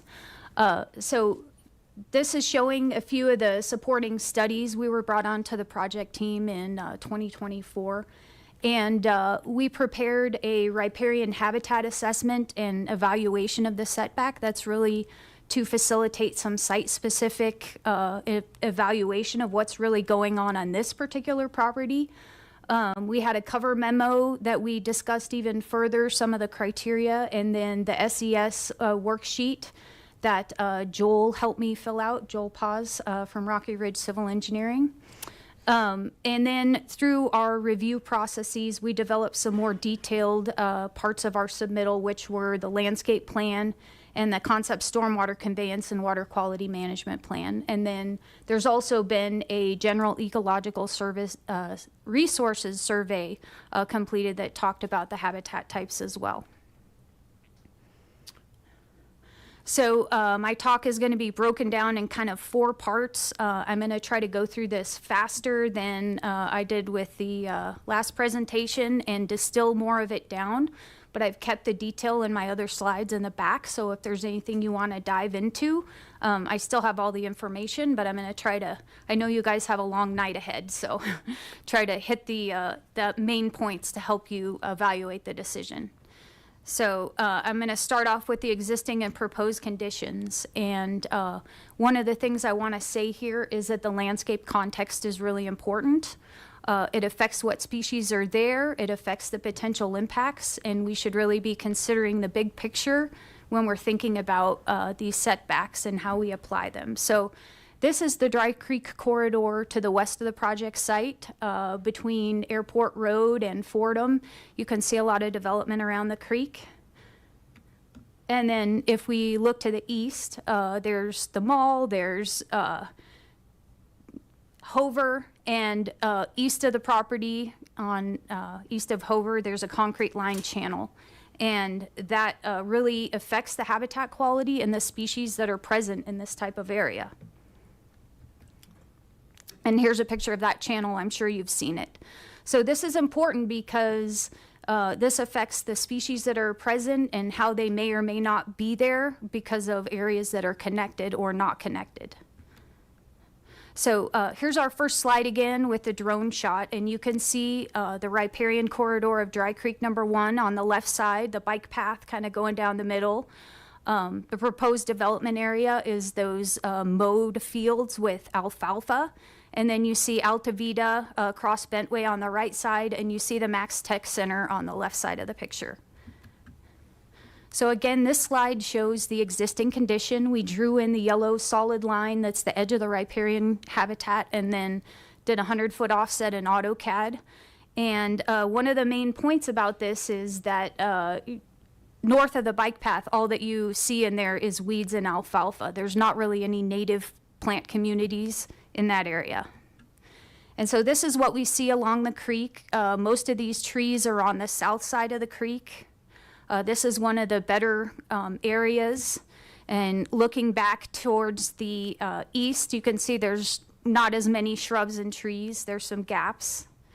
And then this is kind of what you really see when you're there. This is where the trees are closest to the bike path, closer to the west side. But there's a really distinct dividing line that exists along that bike path. And so here's some of the area. This is what it looks like within those 100 feet on the north side of the bike path. It's weeds and a little bit of alfalfa. And then this is looking to the south. Those green bushy plants are the alfalfa. This gets mowed. It's not irrigated. And then you also see things like this, you know, some rocks and things from past disturbances. And so again, back to this slide, the bike path makes a really distinct boundary between the two areas, and all the good stuff's on the south side. And so this circle here shows an area that doesn't have a lot of trees and shrubs, and this is an example of one of the areas that we'd like to try to improve, and I'll talk more about that in a minute. But the slide says there that this is riparian habitat for urban adapted species. That's important to think about.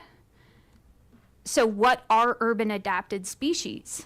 These are the animals that are tolerant of or they've adapted to life in urban areas.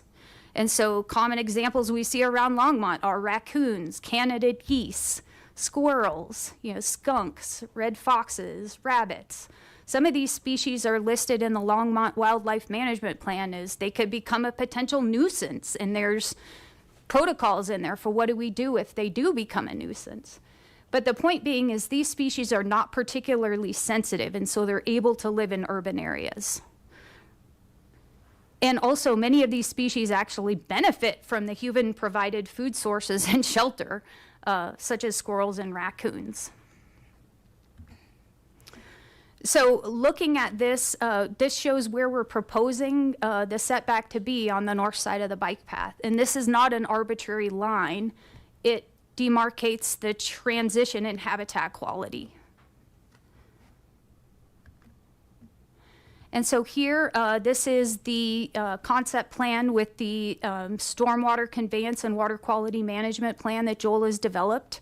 And I want to say, there's a lot more detail that's going to come into us as site planning moves forward. We have a grading plan. We can develop a lot more of this plan.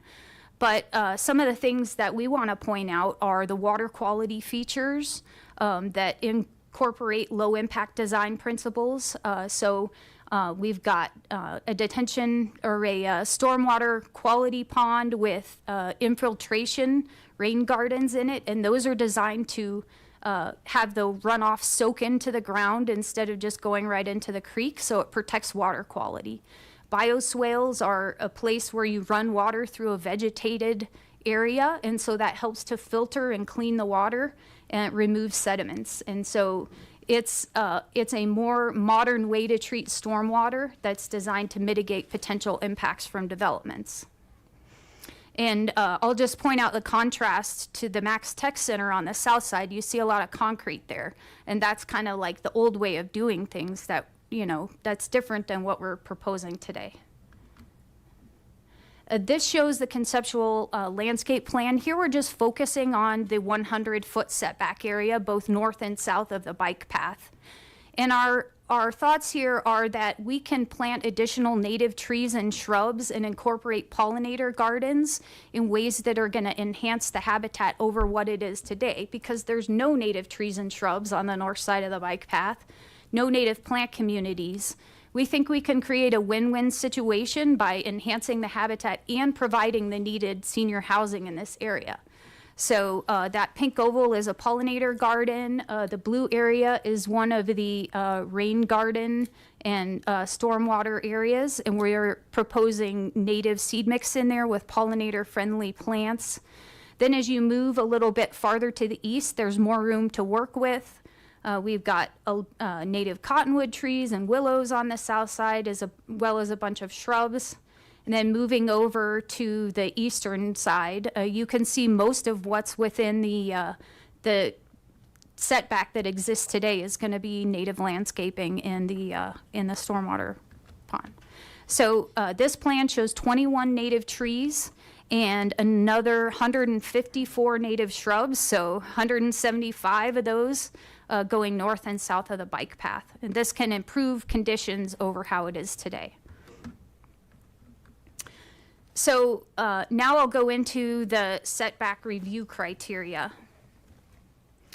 And Zach already went over this. There's a procedure for how you look at reducing the setbacks of a riparian area if it's greater than necessary to protect the stream and creek corridors, or riparian areas, and wetlands. And so the SCS worksheet, we know this is a new tool, but I think that it can be really useful. It was a little bit tricky for us to navigate at first, but we're getting the hang of it, and we know that there's a few kinks to be worked out. But the point of this is it's a way for you all to make informed land use decisions. Setbacks are an important, good thing to have, but I think we should be considering what's inside the setback and where is the area.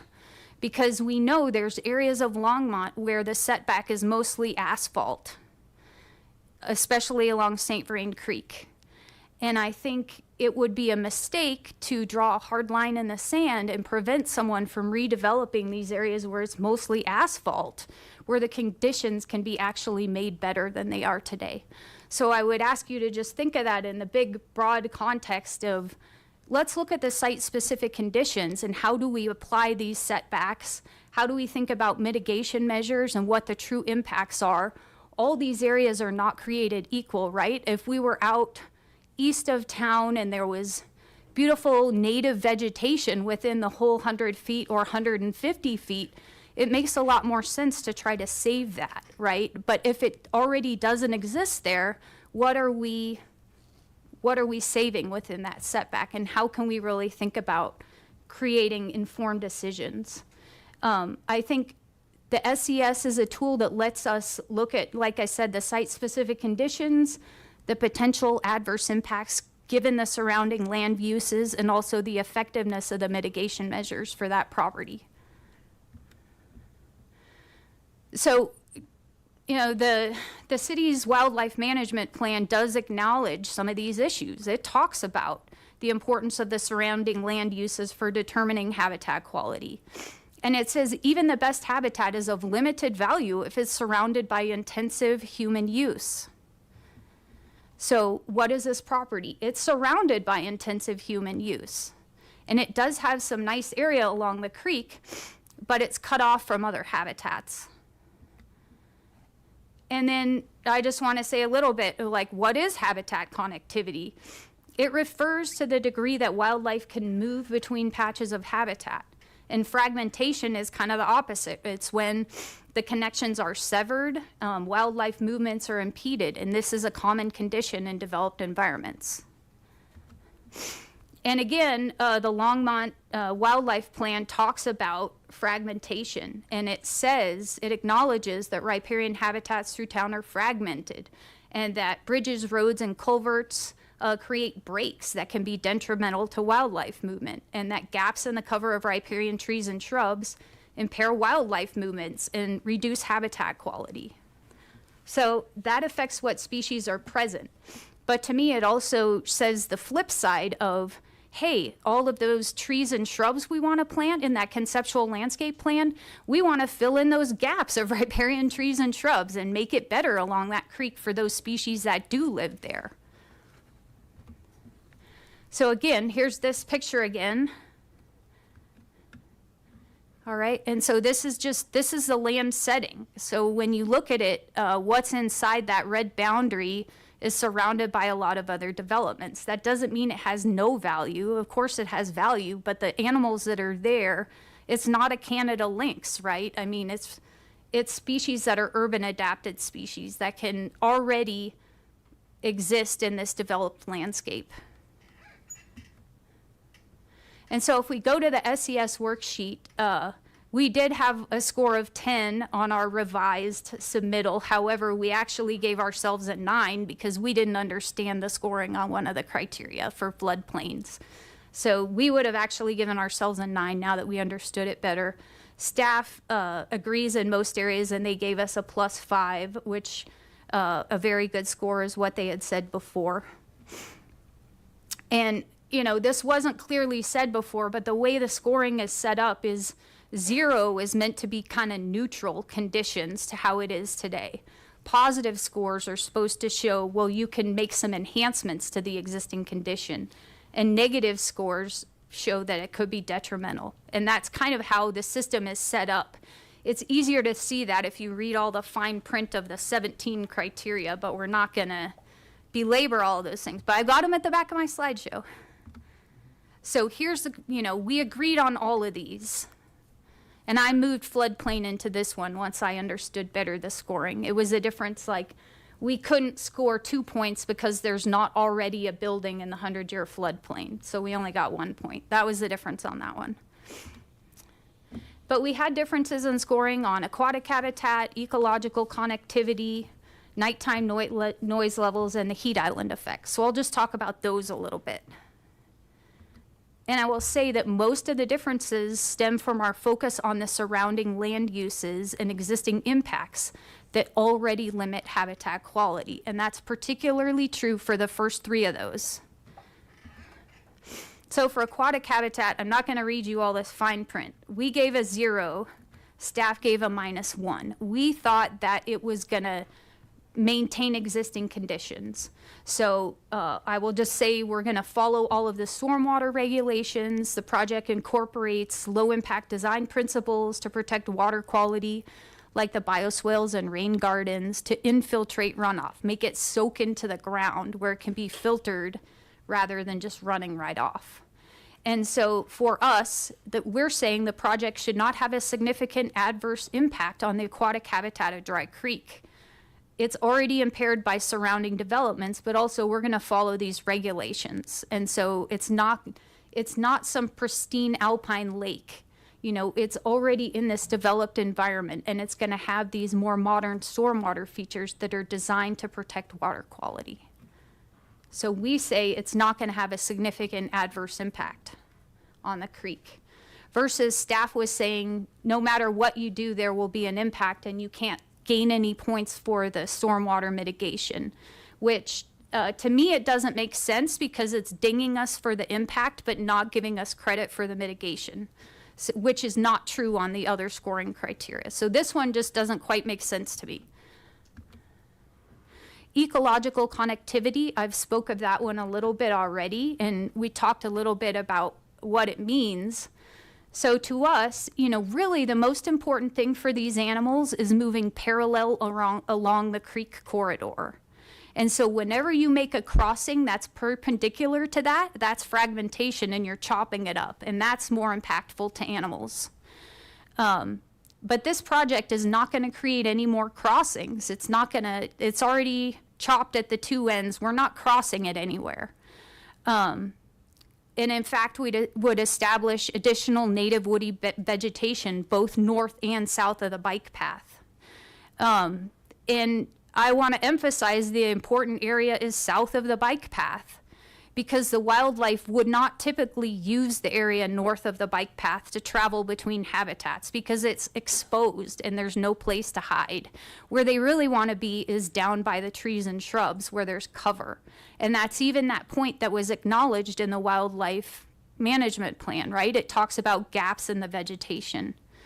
So to us, you know, putting buildings on the north side of the bike path within the 100 feet isn't going to negatively impact wildlife because that's not the important area to them. But yet we can still make it better by adding more trees and shrubs up there and native vegetation. So for the urban adapted species that do live there, we're going to support them more. So again, I already kind of stated the last point in different words, but the project for the species that are likely to occur within the developed surroundings, the project will not have a significant adverse impact on habitat connectivity. And here's our picture again to just kind of remind you what I'm talking about. So animals that are traveling, they want to be going along the creek, you know, east-west. And where they're going to do it is down where there's bushes and trees and things to hide and water. Nighttime noise levels. I told you I like to ride my bike there. I like to ride my bike out to dinner and I ride back at night. And going through this area, there's a couple things you notice when you go through there at night. Number one is the senior living facility that's existing does not make noise. They're quiet. It's evening. And we don't have a acoustic study to say that, but I mean, it's not a big stretch. But the other thing that you notice is the existing ambient noise environment, which means it's already noisy because you can hear the diagonal highway, you can hear Hover, you can hear Dry Creek, and you can hear the cars and traffic noise on there. And there's also fans over at the Max Tech Center that run that you can hear. And so why is this important? Well, because it's already noisy. And so if there were species that were super sensitive to noise, they're already not there. And so we're saying that this project's not going to have a significant adverse impact on the ambient noise environment of the creek because it's already noisy and these seniors are not going to be making a bunch of additional noise that's going to degrade the habitat value. And the heat island effect. This is one where I think we have the opportunity to score more points when we have a full landscape plan. We scored it a 0 and staff gave -1.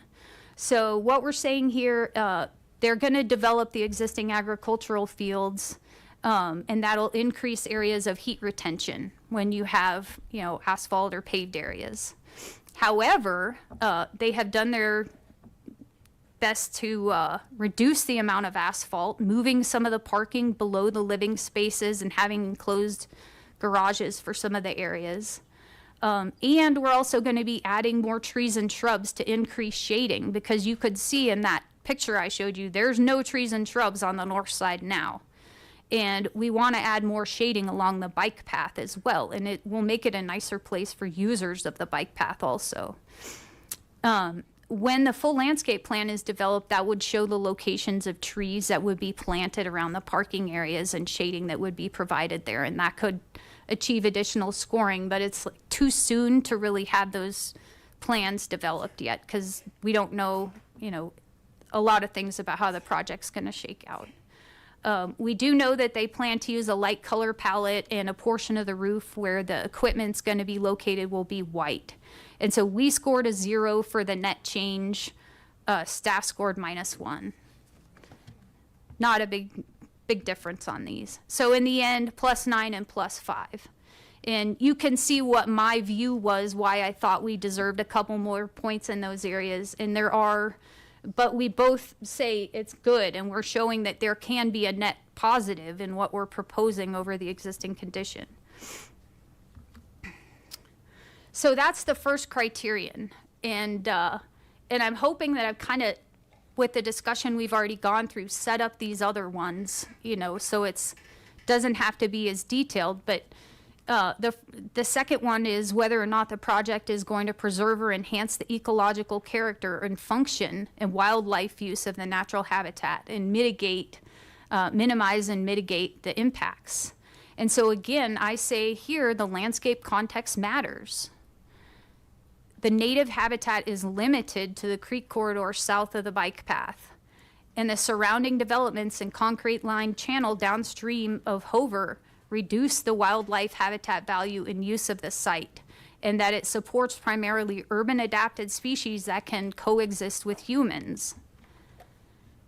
And so the proposed landscape improvements would widen the riparian corridor by adding more native trees and shrubs, both north and south of the bike path. And this represents an improvement over the existing condition. And I should also say, there's Russian olive trees along that corridor too, which are a state-listed noxious weed. And part of our plan is to get rid of those and manage other noxious weeds. And that's another part of protecting habitat quality. Okay, so this one, wildlife movement corridors. So this is the one referencing habitat connectivity again. And I've already spoken of this. Considering the species that use the area, the project would not degrade habitat connectivity between natural habitats and features. The east-west movement corridor along Dry Creek number 1 will be preserved and enhanced through management of noxious weeds and additional native plantings, and there's going to be no new stream crossings. And also the plantings north and south of the bike path will help to buffer the riparian habitat of the creek from the development area. And also, given the mowed condition of the area north of the bike path and the lack of woody vegetation, the plantings represent an improvement over in the existing condition and would create a more protected movement corridor for wildlife. This one is about preserving desirable and significant trees or replanting native vegetation. There will be no disturbance of desirable or significant trees because there aren't any in the development area. And there's no significant areas of native vegetation. But we're going to plant some. Okay, this one is about protecting species habitat features, and it's listing a bunch of important habitat types. Raptor nest sites, key feeding areas, heron rookeries, deer concentration. There's a lot of things on here. None of those things exist on this property. It doesn't have these high value listed features. The higher quality area is south of the bike path, and we're going to preserve that and enhance it. This one's about preserving the existing site topography. They're not going to be grading down within the riparian area, just there's a couple stormwater pipes that are going to go in. And the natural topography of the development area was leveled out many years ago when it went into agricultural production. And this is saying mitigates the modified setback standard by providing higher quality, more desirable wildlife enhancements along the corridor. And I've said this again, I sound like a broken record, but we're going to remove Russian olives and noxious weeds, plant additional trees and shrubs that will increase the habitat value. And outside the riparian corridor, the upland habitats, also north and south of the bike path, will be enhanced with planting additional native trees and shrubs and pollinator-friendly wildflowers. Then the standard review criteria, consistent with the comprehensive plan, consistent with the procedures required for riparian variance. Don't need to belabor these. It's going to ensure all this standards for street and utility design are met. We've already been told, Zach and staff, that there's adequate utilities to support the future development at the site. Compatible with the surrounding properties. I think, yeah, it's an expansion of an existing facility that already exists on the north side of Bentway. Application would not adversely affect surrounding properties, the natural environment, etc. Our riparian habitat and riparian assessment and habitat evaluation memo and that SES variance worksheet demonstrate that it's not going to have significant adverse impacts. and that it can improve habitat conditions within the existing 100-foot setback by managing the noxious weeds, planting more native trees and shrubs, pollinator gardens, and doing these modern stormwater principles to protect water quality. So there should be no significant adverse impacts on the surrounding properties, existing or planned transportation projects or utilities, as noted in the staff report. And then this gets back to the SES criteria. Like we said, the applicant and staff agree in most areas. We got a good score. As I said before, there's a few aspects that are difficult to rate because it's only at a concept level, like the landscape plan for the entire development. We don't know. We'll know more about detailed stormwater management planning, and we can gain additional points when we know that, but we don't have a grading plan yet to dial in some of the real fine details. Oh, that's the second time that happened. And this talks about the appropriate transportation plan. This is a great one for transportation. It's less than 500 feet away from the bus stop. It provides multimodal connections to the existing Greenway Trail. Seniors will be able to walk on the bike path to go shopping. So it's a good thing for that. And then I just want to conclude by saying the habitat quality and the landscape setting are important considerations when evaluating the setbacks. And that's true on this property and many properties. What is inside the setback today? Like, what are we protecting within the setback? There's areas within Longmont that there's really good stuff inside our setbacks, and there's areas within Longmont that it's asphalt. And I think it's in all of our interests to think about how do we reasonably apply these rules in a way that's going to facilitate the goals of our community. As a resident, I would really like to see redevelopment of properties along the corridor that are covered in asphalt into something else. Modifying the stream setback to the north side of the bike path is not going to exclude any areas of native vegetation. They're not there. And due to the surrounding developments, the wildlife that do occur there are primarily urban adapted species that can coexist with humans. So building this thing is not going to make them all leave town. The proposed landscape improvements will increase the habitat value and expand the width of the riparian corridor more than what it is today. It will make it wider by having more trees and shrubs that extend up north from the creek and filling in gaps. The increased cover of native trees will also shade and cool the bike path. That's good for the urban heat island effect. It's good for people riding their cruiser bike to dinner. And the concept stormwater conveyance and water quality management plan. And we're going to comply with all the water quality and stormwater regulations, use these low impact principles that infiltrate runoff, filter it in rain gardens, have, used detention or the stormwater management areas for habitat creation with native seed mixes. So our evaluation, our memo, the SES, it shows that the setback can be reduced with minimal impacts that can be mitigated. And the project can provide needed senior housing while still improving and protecting the functions and values of Dry Creek Number 1. Like Parker said, they've got a waiting list of 76. Like, this is something that's needed in our community. And, let's weigh this out when we're thinking about the pros and cons. Can we create a win-win situation? So therefore, we're requesting a variance for the riparian setback to be reduced to the north edge of the bike path. And it's not arbitrary to make it that other than some set distance, because that's where the habitats break. That's where it changes. And so I'll also say, it's in your staff report, the recommended options, that Jim Crick, the ecosystem manager from Parks and Natural Resources, advised that the Natural Resources staff would recommend approval of the variance. And I think that says a lot, because he's an ecologist too. And I'll leave it at that. Thank you. Are there any other speakers from this presentation? No? Counselors, I'm going to open it up to you for comments.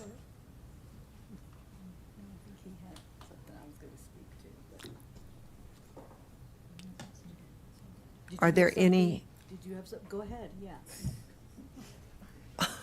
It's the battle of the counselors up here. Counselor Popkin. Thank you. Didn't have to start this off. Man, I'm disappointed I didn't see any SES projects when I was on P&Z. Hi, Zach. Hi, Jeremy. Thanks, Parker and Heather. Appreciate the presentation, the introduction there, and thank you, Zach, for the overview as well. I had a couple questions, and then maybe I'll see what my fellow other council members had to say before maybe I offer a suggestion here. The first, Zach, you and I emailed a little bit about kind of planning and zoning's decision on this. And so I'm curious, I went back and watched part of the meeting recording, but for the people who didn't watch the meeting recording or that section, could you just clarify, like, the condition that Planning and Zoning Commission recommended was a 50-foot setback, correct, from the setback line. Can you explain the rationale for that 50 feet that they gave, whether you agree or not? Commissioner Popkin, or Councilor Popkin, excuse me. As far as that question goes, I would actually defer to legal. I can't speak for the Planning Commission. I really can't. So they made the recommendation as measured from the first solid yellow line, 50 feet. And that's the decision that they came to in their deliberation. Cool. Jeremy, you're in the hot seat then. Good afternoon, Mayor, or good evening, Mayor and Council. Jeremy Terrell, Assistant City Attorney. Councilmember Popkin, I don't have an answer really for your question. I mean, looking at, it's not really I don't think it's either of our abilities to weigh in on why P&Z made the decision they made. The only thing I can add is just that, 50 foot is a 50% reduction of the current setback. So as opposed to having it based on the sidewalk, it's based off the already established riparian setback of 100 feet. So instead of 100 feet, P&Z felt 50 feet was appropriate. Gotcha. And then there was discussion in the Planning and Zoning Commission meeting about why you recommended not tying it to the sidewalk and tying it to the distance from the riparian corridor. Could you just elaborate on your thought process there? Yeah, so we at some point during the meeting and thinking back to a while ago, there was discussion of having an offset of a couple of feet from the sidewalk. So instead of being at the sidewalk, the riparian setback would be 5 feet north of the sidewalk. I was kind of concerned just because the sidewalk is itself an arbitrary and kind of random point along the property line. So I felt that the most appropriate setback, if any, would be based off the already established standard versus the sidewalk itself. Certainly it's within council's discretion to grant an appropriate variance if it meets the criteria, and that could be the sidewalk. I was mostly just concerned that having some number in addition to the sidewalk could cause confusion or enforcement or future problems down the line. Great, thank you. To the extent Councilmember Rodriguez is able to speak for the Planning Commission's thought process on 50, I'd welcome that at some point, just to understand their logic there a little bit more and help the public understand that. I did have a couple questions for the applicant. Am I allowed to? It could be you, Parker, or maybe Heather as well on this. Thank you, welcome. Welcome. The sustainability evaluation system here has multiple factors, and I think Heather spoke fairly eloquently to like the habitat and the value of like the connectivity there, and the wildlife, similar benefits there, and the ecosystem connectivity. I wanted to hone in on two aspects of this, the heat island effect and the stormwater management pieces of this for the parts that are, since it's greater than 1 acre and that piece of it.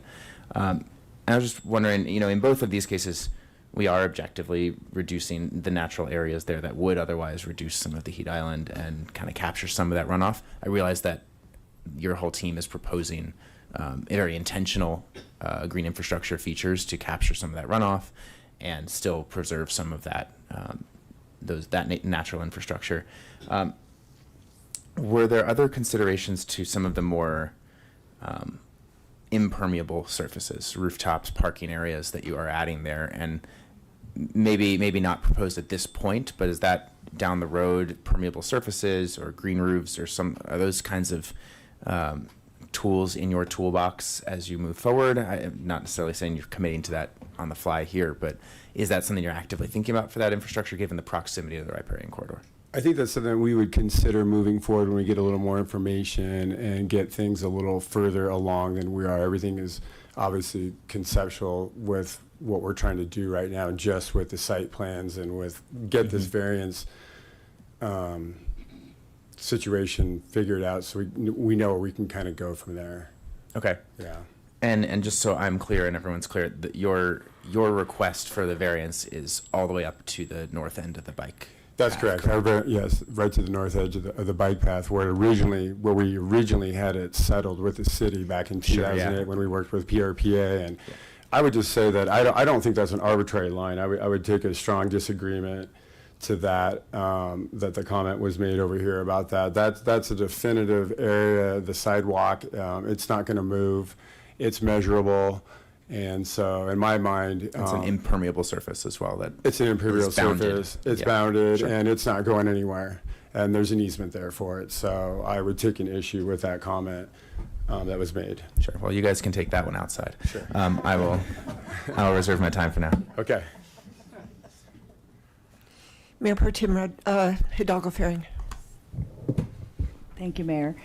This one is more directed at staff. I'd like to know, so looking at the discrepancies, even though the +5 is considered a good score, just some of the areas where staff rated a -1 or, the discrepancy, I guess I would like someone to speak and respond to their rationale on why, looking at the discrepancies and why, I think where was it at? Aquatic habitat, the -1, and ecological connectivity, looking at that -1. If you don't mind, I'll pull my presentation back Oh, go up. for it. Thanks.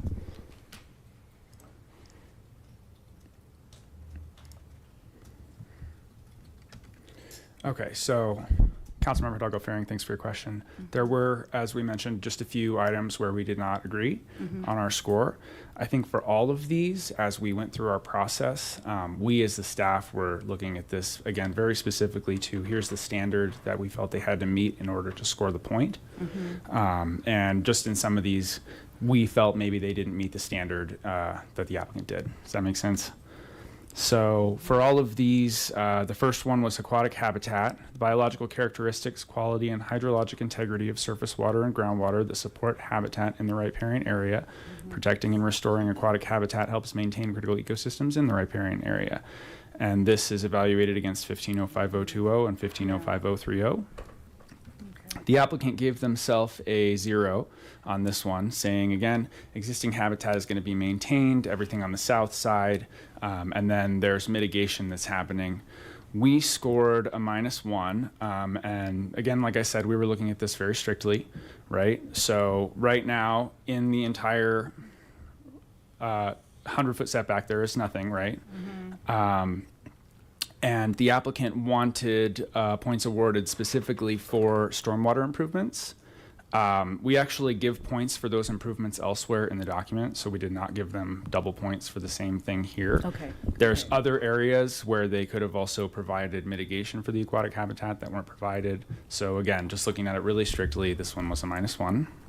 So could there be something done in the plan that would help correct some of these issues? Well, Like as they move forward with the concept plan, if they do, and yeah, that's things that we could certainly evaluate in the site plan. so would it be reevaluated at a later time? It would be The evaluated. same, through the SES tool? So, no. Okay.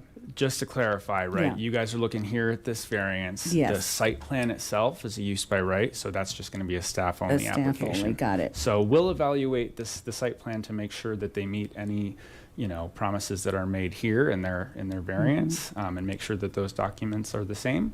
But the staff will do the evaluation of that site plan Okay, later. got it. Would you like me to go on? Yes, please. Okay. We chatted about floodplain, and I think Yeah. we've come to an agreement on that one, so I'll skip over this one. The next was ecological connectivity within the riparian area against 1505.030. The applicant scored a 0, stating that the proposal will maintain existing connectivity within the riparian area. We looked at this, concluding that the proposal degrades or decreases existing connectivity within the riparian area that already exists within the whole scope of the riparian area. So we agree, right, there's not severance in the connectivity going through up and down the corridor. However, we are adding new structures, so there is some level of, degradation or decrease as it's languaged in the document itself. So again, looking at this very strictly, right now a raccoon can run across that field and there's nothing in its way, right? So even north of the bike path, right, we're adding parking lots and buildings and things that are in that setback area now.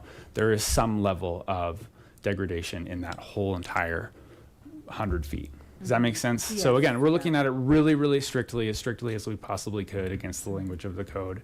And so that's why we're at a -1 and they're at a 0. Got it. Okay. Okay. No, that you just adding more context to that was helpful. Yeah. I know that you all had come to an agreement around the floodplain and, being someone that was a block away from watching their neighbors' houses get all, and then even seeing the water rise at Dick's Sporting Goods and Ulta and those areas.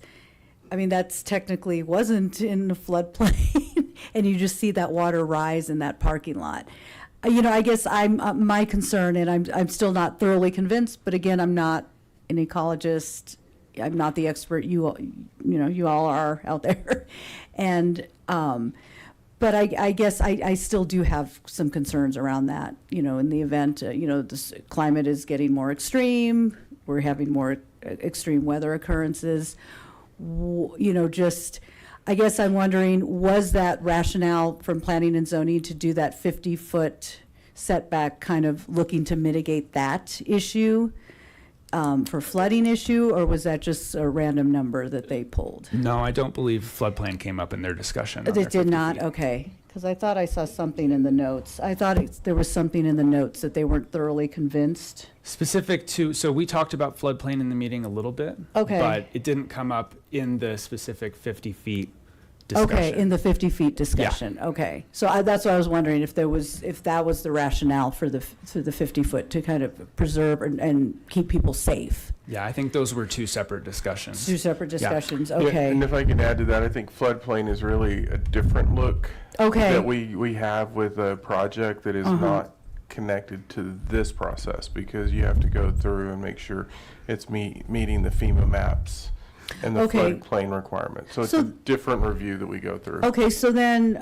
just out of my own curiosity and my ignorance of the process, so then once this is done, like, let's say this gets approved and they move forward, there still has to be a FEMA study?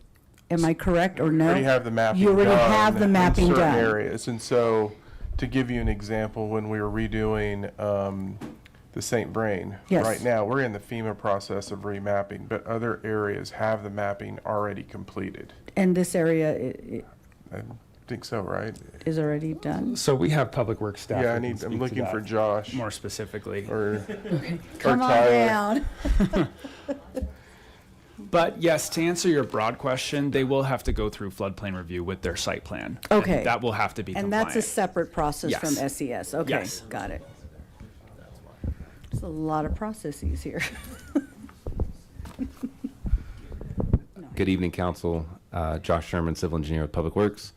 Let me try to maybe expand and clarify a little bit. So there is a FEMA mapped floodplain on Dry Creek number 1. Little different situation than what's going on St. Vrain Creek. There's not, as to my knowledge, any letter of map revisions currently being proposed on this section of Dry Creek number 1, similar to what's going on along St. Vrain with a lot of the improvements that are being made and subsequent revisions resulting from those improvements. So yes, there is a floodplain.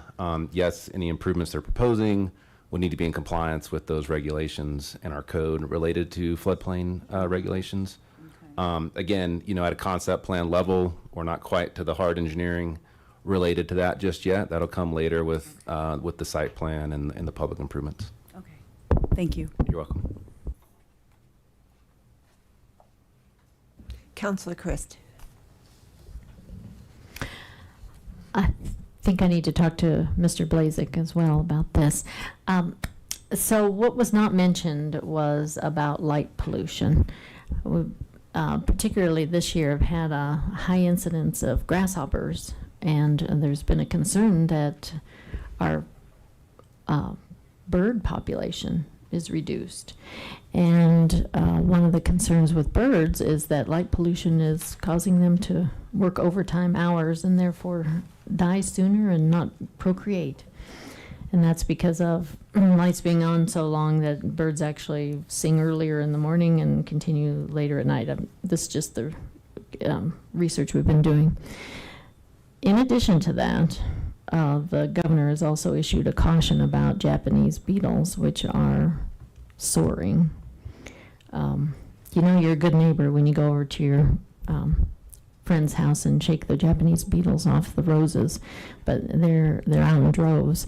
So, and part of that is because there are not enough birds eating the grasshoppers and the beetles. So I'm wondering, because two of these things mention a balance between nature and human activities, and then also pollution sources. It doesn't specifically mention light pollution. But I imagine in this wide swath of land where there's industrial on one side, there's probably no light pollution there in the evening hours. And I suppose there's maybe a limited amount of light pollution in the existing facility at Alta Vita. But if those buildings were expanded right up to the bike path, that there might be a lot of light pollution now along that corridor. Councilmember Christ. So I will say one of the categories we evaluated in the SES was specific to ambient light. Sorry, this one's also on. It was specific to ambient light. So in that category, they could have been scored a -1 for we identified the possibility of a detrimental impact, a 0 for no impact is anticipated, or a 1 for mitigating factors have been provided. Both staff and the applicant in that category scored a 0. The reason why staff scored a 0 is because they will still be required to meet our standard light requirements in Chapter 15. So that means that any lighting they do install is going to have to meet our vertical downcast standards. It's not going to be allowed to project out into the riparian setback area. Again, some of what they could have done to gain another point, maybe this is an example of a category where that could be applied. But they are going to be required to meet our current standards. And is that with a 50-foot setback or all the way up to the bike path? That would be if they are allowed their full variance up to the bike path as well. Okay, so you think that there will not be lights on the bike path? Because it seems like there might be if it's downcast. I'm not going to subject myself to conjecture. Oh, okay. Okay, I was just been looking at the maps, and it seems awfully close to that bike path that there would be light on that path as well. Okay, thank you. Councilor Popkin. Thank you. Seeing as no other council members had their mics on, I figured I'd offer one more piece here. So really just another question for the applicant here. Parker, I realize you guys have had this plan in the works for almost 2 decades. Respect that. I respect the fact that also priorities, policies, needs change in a community too. So we're trying to balance that dynamic, right? That's kind of what's at play here. And so I'm wondering if there was, two of the areas that scored lower, and I know there's not like a a grade you have to meet in this. It's more like you complete the process, show that there's like kind of am I correct that there's not like a formal score that has to be met here, right? This is an additional process to kind of add additional planning and scrutiny. Is that correct, Zach? Councilmember Popkin, that's correct. Yeah, they could have a negative score and you could still vote to approve. And they could be like -50 and we could technically still say yes, right? They could be Correct. plus 50 and we could say no. Correct. Okay. Interesting process. So the to the applicant, I'm wondering, you know, I think to your credit, there's a lot of ecosystem improvements and enhancements and pollinator gardens and rain gardens that are provided, particularly on tracks C and tracks D. And I think A and B get tighter, right, as you get closer. And that's part of the reason why that even the 50-foot setback line that P&Z suggested or recommended, like, is problematic, particularly in those areas, right? I'm wondering if there is a bit of a trade we can make. And I kind of want to toss it out there. It's not a hard and fast rule at this moment. I'm just wondering, like, to what extent would you consider kind of swapping that net square footage there for green infrastructure in other places on the property at your discretion? That's the sort of thinking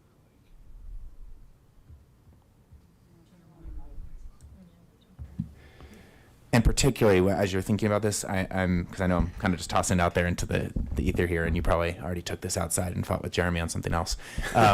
So what I'm thinking is I'm looking at kind of the very broad, and I know it's not a full concept plan. I know you haven't fully mapped this out yet. I know that's not the stage you're at, or that's not what this process is, right? But I'm seeing parking lots, buildings, a lot of gray infrastructure, right? And so I'm wondering, like, can you integrate that into other parts in a way that makes sense for your design, makes sense for your needs, but also kind of helps manage some of that heat island effect and also manage some of that stormwater runoff? Sure, I think there's absolutely ways we can improve on what we have. We're just, like I had mentioned before, everything is so conceptual at this point. We haven't wanted to spend a lot of time, a lot of resources, money, studies, and on things that might not ever happen or not happen. And Sure. so, but I think there's obviously things that we could do to make this development meet the goals and the objectives of what we're trying to achieve and have everything with the city, with the heat islands, with the lighting on the bike path. I mean, those kind of things. Make adjustments to some of the site plans to showcase that we want to, we want to be a good partner, and we've always been a good partner. We've been here a very long time doing development, and we wouldn't obviously we would never do something that wouldn't be a win-win for us and for the city also, and for the residents in the community. Yeah, no, I appreciate that. Just a quick clarifying question then for Jeremy. In the process here on the variance, if I recall correctly from past development project like proposals, really conditions, if proposed, should be specific, right? They shouldn't be broad and super open to interpretation that staff can't kind of do a direct, like, hey, did you meet this or did you not? Is that correct? Yes. Okay. And then from a variance process, we would only see this at this stage? Or would this project come back at a later stage where we could then take a kind of look? So, like, what I'm trying to get at is it worth council considering a condition at this stage of the process? Or is, if the applicant is intentional and gets kind of the variance that they're looking for, but is with intent to try to meet this broader green infrastructure piece that Parker and I were just discussing, would we see that again in a point where we can see as this moves forward, just to see kind of how the thought process has been applied into that? Excellent question, Councilmember Popkin. To answer it in a somewhat indirect and kind of roundabout way, my recommendation is any condition concerning the variance application before you should be based off the existing variance criteria. So in considering whether or not condition's appropriate, I would look at the variance criteria and decide if a condition is necessary in order for the applicant to meet that criteria. In terms of your question about whether or not it comes before council in the future, it's hard to say at this point. If they do another land use application where it requires council approval, then certainly, if it's just a matter of a site plan review, that normally be approved administratively with just an appeal to Planning and Zoning Commission, unless the planning director defers to Planning and Zoning Commission, which case would be an appeal to City Council. So just looking at the kind of generalized development review process, it may come back to you, it may not. At this point, it's too early for to say, but the only application, the only issue for council to decide is the variance itself. And again, I would recommend that any condition of approval on the variance be subject to the criteria or somehow related to the criteria. Sure. I mean, the review criteria that I'm thinking about is, I think, general review criteria number 4, which would be the mitigating the adverse impacts of a project to the maximum extent feasible. If I'm quoting that correctly, I don't have it up in front of me. I think I'm remembering correctly. That would apply here, right? Even though it's a variance request, right? Yes. All review criteria still apply. Yes, it does. So the applicable criteria is the one listed in 1505-060 and 1502-055, which is the review criteria for all application types. Okay. Is this the battle of memorizing the code situation? I try. My computer just turned off. Otherwise, I'd tell you the exact numbers. So. Thank you. Parker, one more moment, if you don't mind. I'd just like to keep you on your toes. Yeah. So, where I'm coming from is trying to get at the intent of the riparian setback policy, right? But also trying to respect the fact that we're trying to balance land uses and integration. You have your plan, and there are other ways to meet many of those goals. And so I'm wondering, I'll toss this out as a starting point here, but if we were to say something like, a 25% square footage exchange for green infrastructure integration elsewhere in the master plan from what you're removing from like tracks A and B, like would that be, I'm trying to think about what's kind of reasonable to expect. A 1-for-1, I mean, that's like 60,000 square feet or something like that. So like, that doesn't seem reasonable to me, but I wanted to toss out that as a concept. I think we just have to get a definitive answer on what exactly the green infrastructure, what exactly we're talking about there. Sure. In order for us to make a qualified answer, to be able to, with some affirmation. Sure. Thank you. You did hear the timer? Yeah, I heard the timer. I guess point of personal privilege, I'm trying to just finish like whether I'm offering a condition or not for us to consider. Is that something I can get at in the next like 30 seconds? I think that probably council should be the one that you should be asking if we're going to do a condition as well. Will we offer a condition? Sure. I'm not sure, because basically that's not what we're considering. Finish your question. And then we're going to move on. So maybe a point of clarification with our process. Aren't we considering whether the variance requested meets the code? And so conditions that help, what? Not exactly. We're deciding whether we want to grant the variance. To grant the variance. And it doesn't, it could be just discretionary. We just gotta think it through. Sure. But in the SES, which is what we are deciding upon, there is no quid pro quo. Pardon me? Green build versus variance. So I'll just, Parker, I'll just finish. The green infrastructure definition is, I would want to keep it fairly broad, and my intention of that would be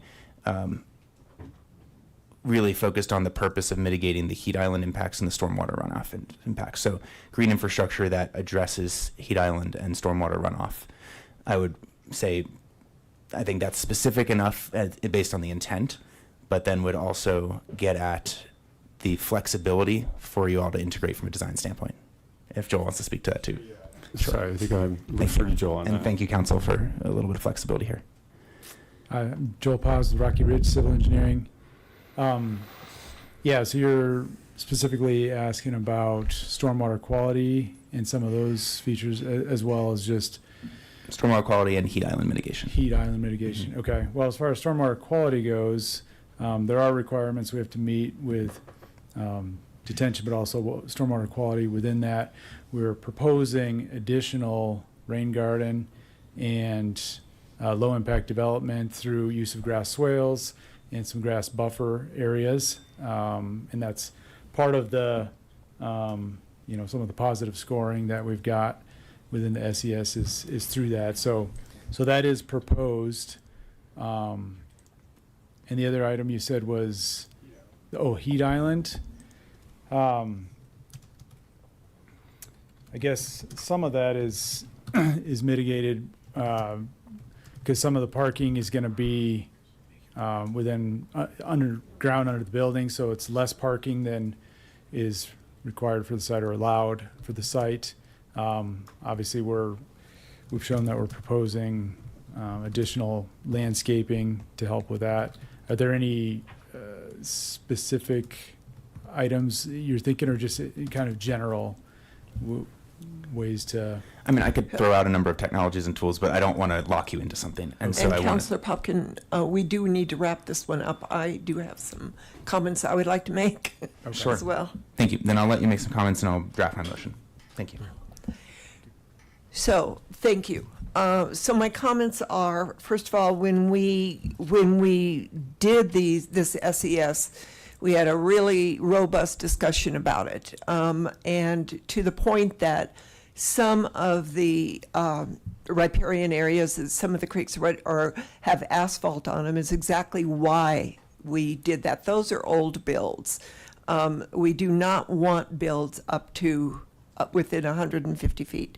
And the other comment that was made is that it is the human activity next to a riparian area that is harmful to the animals, too much activity. But when your variance that you're asking for is going to put more human activity closer.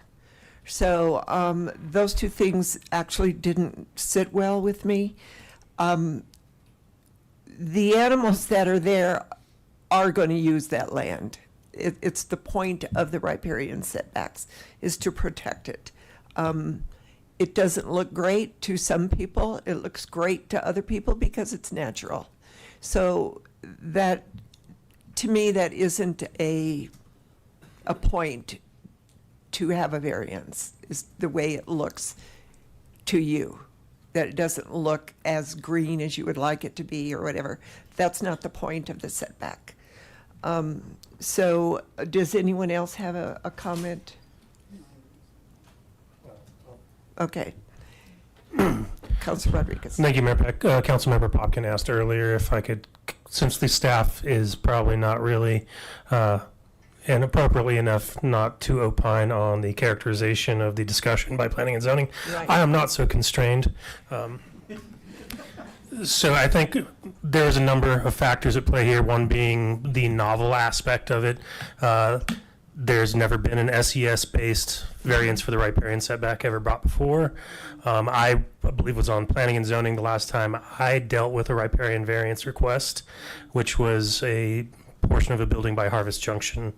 And at that time, the setback wasn't as big as it is now for these certain enumerated waterways in the city. This obviously, as you read, is not part of those enumerated ones, so it has just the general 100-foot setback.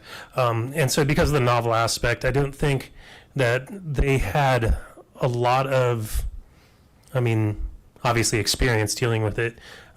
So I would say that, and also necessarily experience dealing with each other surrounding those kinds of requests.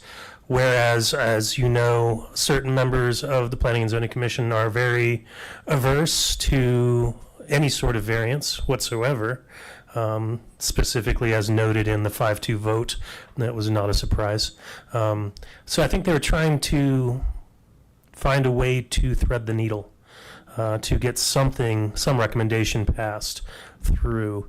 As you heard from City Attorney Tyrell, that they had talked about a certain number of feet above the path and were advised that probably wasn't necessarily the best idea.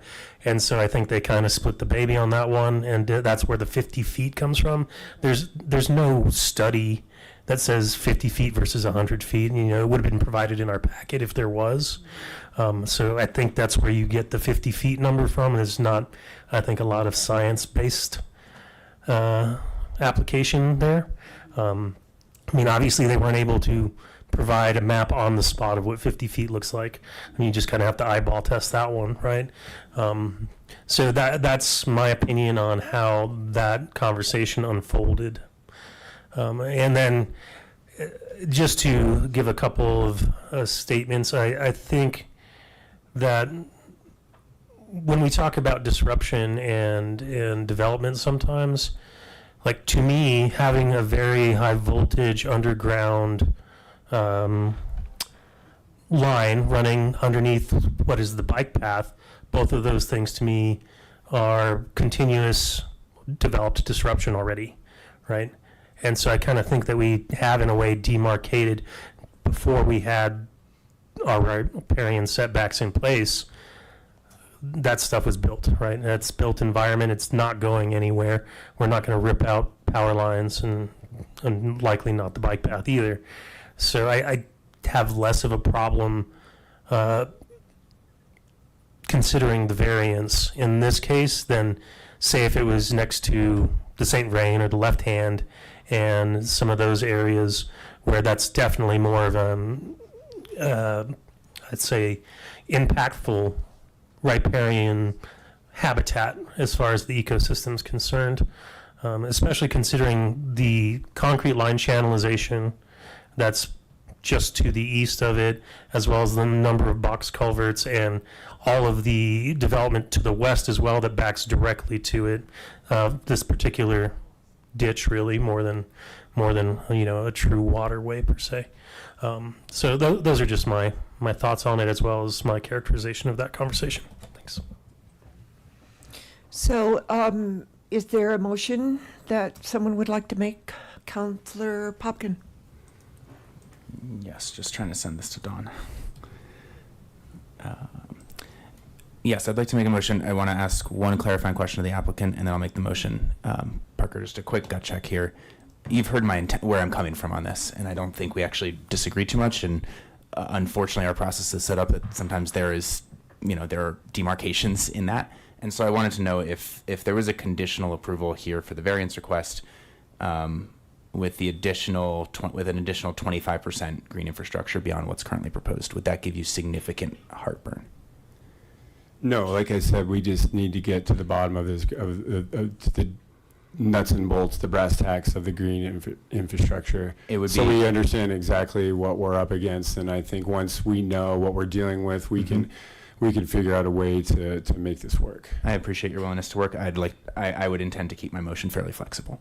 Okay. So I'd like to motion to conditionally approve the variance request with an additional 25% green infrastructure beyond what is proposed currently that further mitigates the heat island effects and stormwater runoff adjacent to the riparian corridor.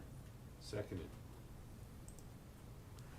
It's been moved by Councillor Popkin to approve a riparian setback variance of was it the 50-foot that you? The applicant's request. Up to the sidewalk? Correct. In exchange for meeting that, up to that they would do the 25% additional green infrastructure throughout the property. And that was seconded by Councillor McCoy. Does everyone understand the motion? Is there any discussion? Councillor Christ. I'm uncomfortable with this. It's hard to say, to quantify, as you did, 25% more, but I think going right up to the bike path is too close. And I just would like more information. I'll be frank that some of the slides went a little fast for me. I wanted to spend a little more time studying as people were talking. Juxtaposing what they were saying with what I was seeing as well. So I'm just not comfortable with it the way it sits right now. So I would tend to deny the variance at this time and ask for something more amenable to the council coming forward. And I think we need more time to discuss what that would be. I think just saying 25% isn't adequate for me. I will deny the variance as well because building up to the sidewalk, of course they'll have the room to put the 25% green infrastructure in because you are giving them the room to do that. But the whole point is to have a variance away from the creek, not closer to it. So I cannot support the motion. Let's vote. There's no one else in the queue.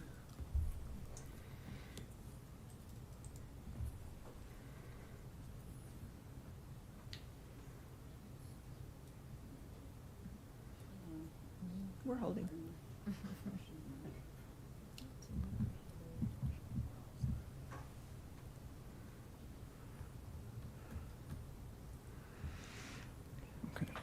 And that fails 4-3 with myself, Mayor Pro Tem Hidalgo Faring, Councilor Yarbrough, and Councilor Christ denying. So I'd like to make a second motion then. I'd like, if some council members would like to take more time to study this, then I'll make a motion to table this by a month. If that's the desire to reconsider something here, I don't see why we would inherently say no to a variance at this stage. I thought I offered a solution that tried to blend the needs of the developer and had looked through the SES for a while and tried to think about what was an appropriate balance that mitigated some of those concerns. It sounds like that didn't quite get to the heart of it. So if there are others who feel like there's a better way to solve that, or figure out a better setback for tracks A and tracks B, I'm all for that. I didn't hear that come out of the discussion. So I guess at that point, I'll motion to table this to the second council meeting we have in September, unless there's unless staff has another preference there. We'll need to work with budget because September's pretty budget heavy.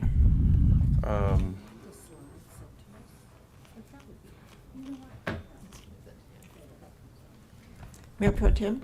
Okay. I'll second to table that, but I request that the slides be sent to us, because I think some of that information, like, just to be able to digest it and see that, I would support that. So Councilor Popkin? Are you suggesting? What do you suggest? Yeah. Are you also, schedule-wise, are you also suggesting September 9th? I don't. If it passes? What date is that? Oh, he said the 23rd. I think we could work that in with budget. Okay.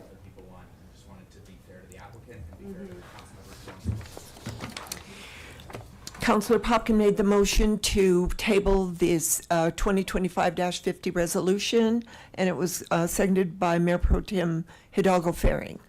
Councilor Popkin? You had your green light on? Oh, sorry. Okay. Is there any discussion? Seeing none, let's vote.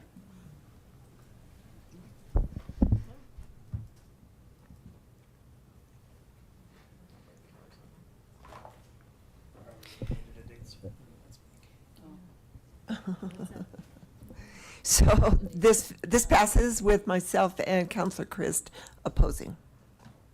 So we're bringing this back on the 23rd, is that correct? Is that what we said? That's what came through. I just would have made a date certain because I'd rather staff not be constrained in the budget. I move, okay.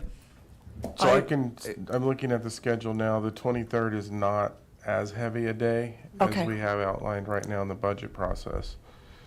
If it were the 16th, we would have had a problem. Don't forget the setting in line, he's coming back on the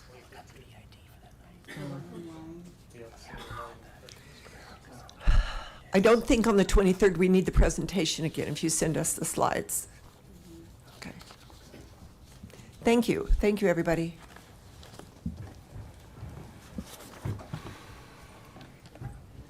We're now at our next presentation, which is building electrification code scenario. So Mayor, Council, No, that isn't it. Yes, it is. Mayor, if I can jump in. Yes. I have a charter requirement to give you all the budget tonight, and so we're at 10:12. So if we're going to proceed with this conversation, I need to ensure that we extend the meeting beyond 11 if it goes that direction, because I have to present the budget to you all tonight. Can I just make a motion? Yes. I move the staff's recommendation. Oh, God. On building electrification. What? I read the packet. I don't need the slides. I read the packet. Well, that is true. Building the electrification code scenario, is that the one that you wanted to see? Yeah.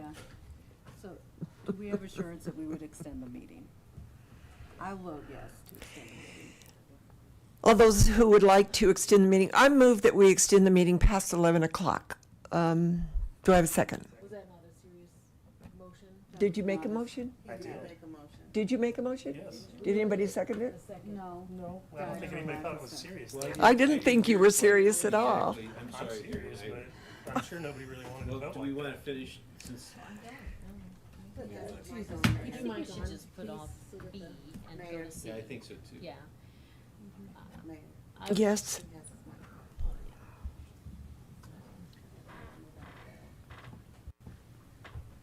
Come on.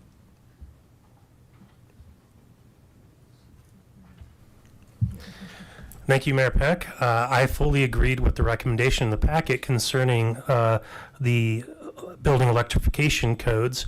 And in the sake of brevity, I made the motion to approve the recommendation of the staff, which was option C, which had to do with the cohorts package of amendments.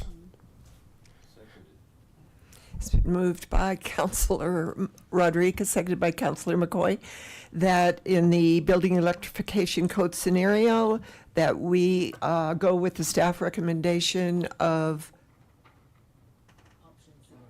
okay, option C. Who seconded that? That was seconded by McCoy. Any discussion? I see Councilor McCoy. No, go ahead, let Popkin talk. Oh, man. No. That's exactly why we extended it now, before. All I wanted to say is I read the packet too. I actually agree with the motion. I generally like to discuss complicated things like this for the public's benefit. I understand the intention of Councilman Rodriguez's motion. I hope that what I wanted to note is that this, for the public's benefit, this will be going through multiple review processes in different public settings over the next 2 months, 2.5 months, I think. So there will be ample time to weigh in. There'll be ample time to listen and learn. If you're particularly passionate about this, definitely you can look at our agenda management portal and see all this information there tonight. So for the sake of time tonight, I will be voting in favor of this, though I normally like for us to have discussion when we have these types of complex code discussions. I do too. Let's vote. That's why I will be voting. Because I do appreciate the presentation and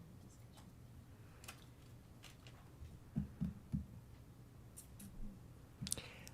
That passes 6-1 with Councilor Christ opposing.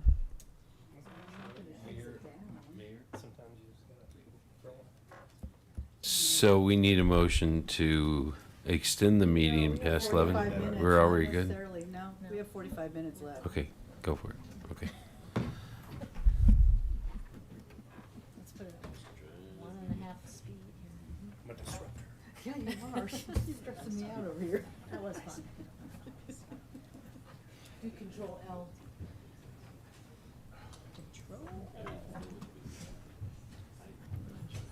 I think you should sit by Matthew. I think so too. Yeah, I think so by Matthew.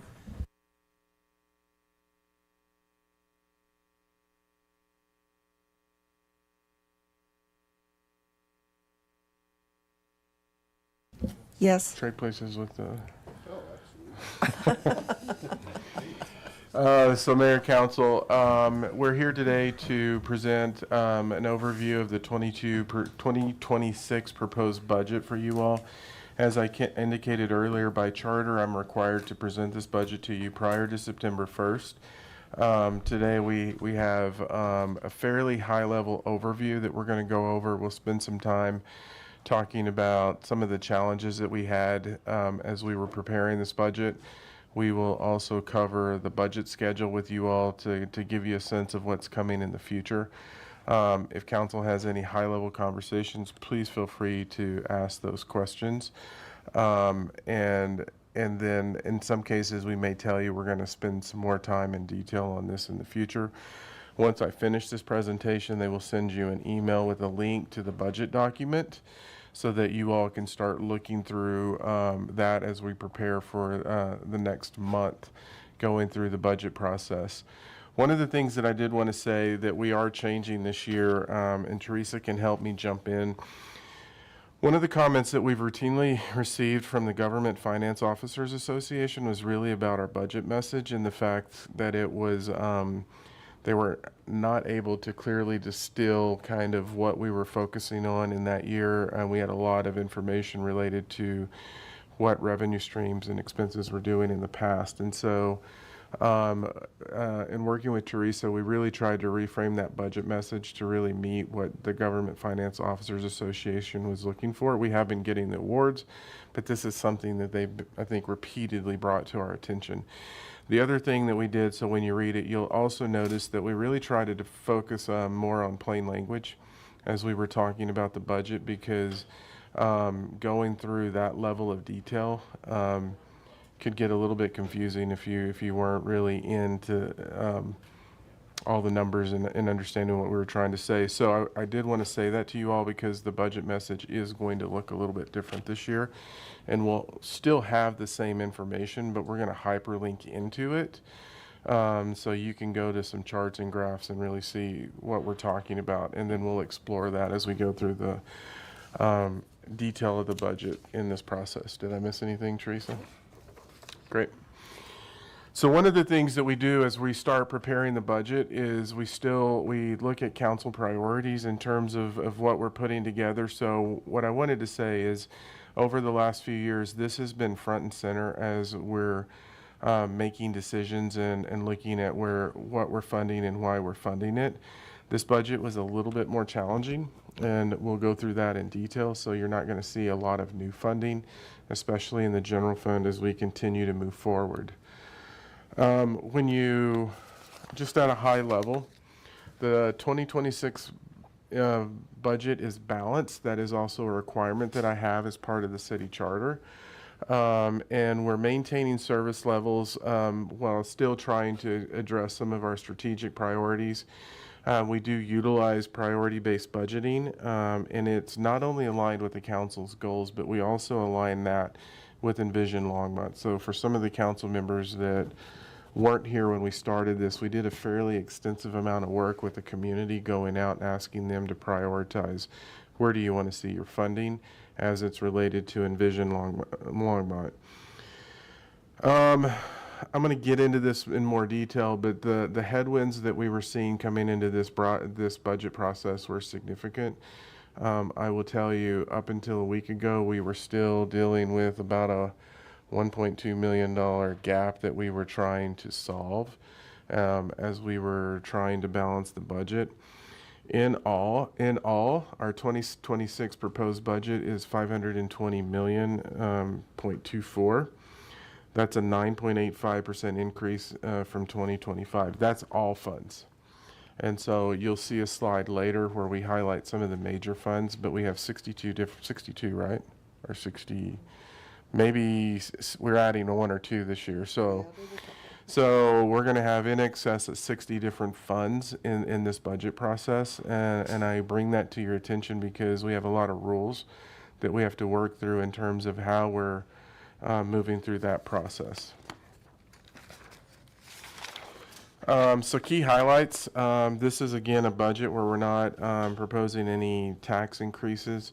One of the things that council has talked about in terms of looking at how we're approaching this budget, how we've approached recent budgets, is really being focused on market competitive employee compensation. While we are seeing some changes in the employment sector, we are still seeing areas within our organization where it's highly competitive in who we're competing with. So we're continuing that approach. Do I have another slide with the percentage on that, or I'm trying to think? No. Yes, you do. I do, okay.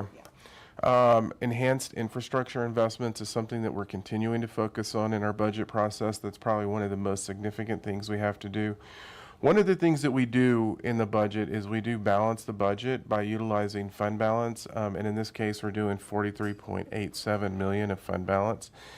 When we talk about the purchasing processes that we have to go through and how we fund it, what we do is actually start accruing funding over time to actually build the dollars available so that we can pull the trigger on some of those projects. And then we're really focusing on our level 1 expenses, which I'll talk about in more detail. This budget got really interesting about the end of July and the beginning of August.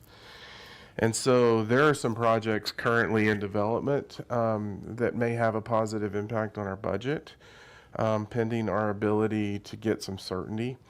While I can't go into detail on that because it is a competitive situation that we're in, it is something that when working through that has a potential to move pretty fast.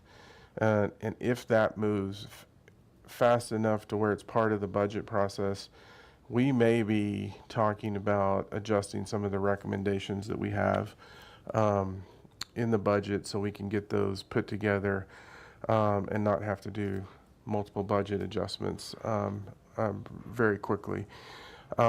If it comes together, we'll definitely bring that back to council and work you all through those issues. I wanted to say this because when we know something that is potentially imminent but we don't have certainty, I also don't want council to think if we bring something back in the process that this happened, that we were not being transparent with you, that there's other options that could come into play. So that's part of why we're saying this. When we look at our revenue opportunities, you know, the one thing I'll start out with is sales and use tax volatility. Sales and use tax is something that actually is giving us trouble right now as we look at the 2025 budget, and it's not necessarily sales tax, it's use tax. When we look at what we're dealing with, to give you a sense, up until the last report that Therese has presented, sales tax has been ahead. The last report we were down in sales tax. The big headwind that we've actually had in the 2025 budget, and as we look to preparing the 2026 budget, is use tax. So at this point, use tax is down about approximately 21%, which is really what is dragging down our sales and use tax calculations. You're seeing communities across Colorado go through some very tough budget conversations. You may have seen that Denver reduced approximately 800 employees and then, or 700 and change of vacant positions, and then they also reduced 170 or 180 positions that were filled. We're all experiencing the same challenges, and for different reasons. The one thing I can say as we look at this budget, our property tax estimates for 25, we're not seeing issues there. It really solely is in use tax, and where it becomes a challenge for us looking to the 2026 budget is what is use tax going to do next year? And we spent a lot of time talking about the fact that this is one where we could miss it low or we could miss it high. So in sales and use tax, we essentially held it flat in the proposed budget that we're presenting to you. The other challenge that we had is our property tax, and we talk about it in terms of the legislative impact. So the commercial ratios were reduced from 27.9% to 27%, and the residential ratios reduced from 6.7 to 6.25. That actually created a headwind in property tax. So when we look at the budget that we're presenting to you, we only had 1.2 million in property tax growth. Fortunately, in the 2025 budget process, we held 2.6 million and treated it as one time. So that actually is giving us additional property tax in the 26 budget that we're proposing to you of 3.8. But for what we did in the property tax for 25, we would have had an even more difficult budget process. We did look at some recreation revenue enhancements that's contributing to this, and it's increased. One of the things is increasing day camps because we're finding that there's an additional need, which actually drives more revenue into this. We talked about with council the traffic safety camera revenue. This one's really interesting. So we had a bit of a delay on the implementation of this, but what we're seeing, honestly, from a traffic safety perspective and the amount of people speeding, is the numbers are pretty high. And so we really just took from we're implementing it from a safety perspective and where we have issues. We're actually just taking the data that they're generating to calculate what that revenue is going to be. So again, I want to reiterate, the intent of this is to deal with safety issues. It is not to generate revenue. Ideally, if we generate no revenue, that means we've handled the safety issue. But the data is telling us this is what the number looks like. We do have a water rate increase that's already been adopted from the council. And then, as you know, we've been working with Nextlight on the franchise fee. So all of our utilities pay a franchise fee. For those that weren't part of council, we didn't do that initially with Nextlight just based on where we were operationally, and we're incrementally getting to the point where it's equal to the other utilities.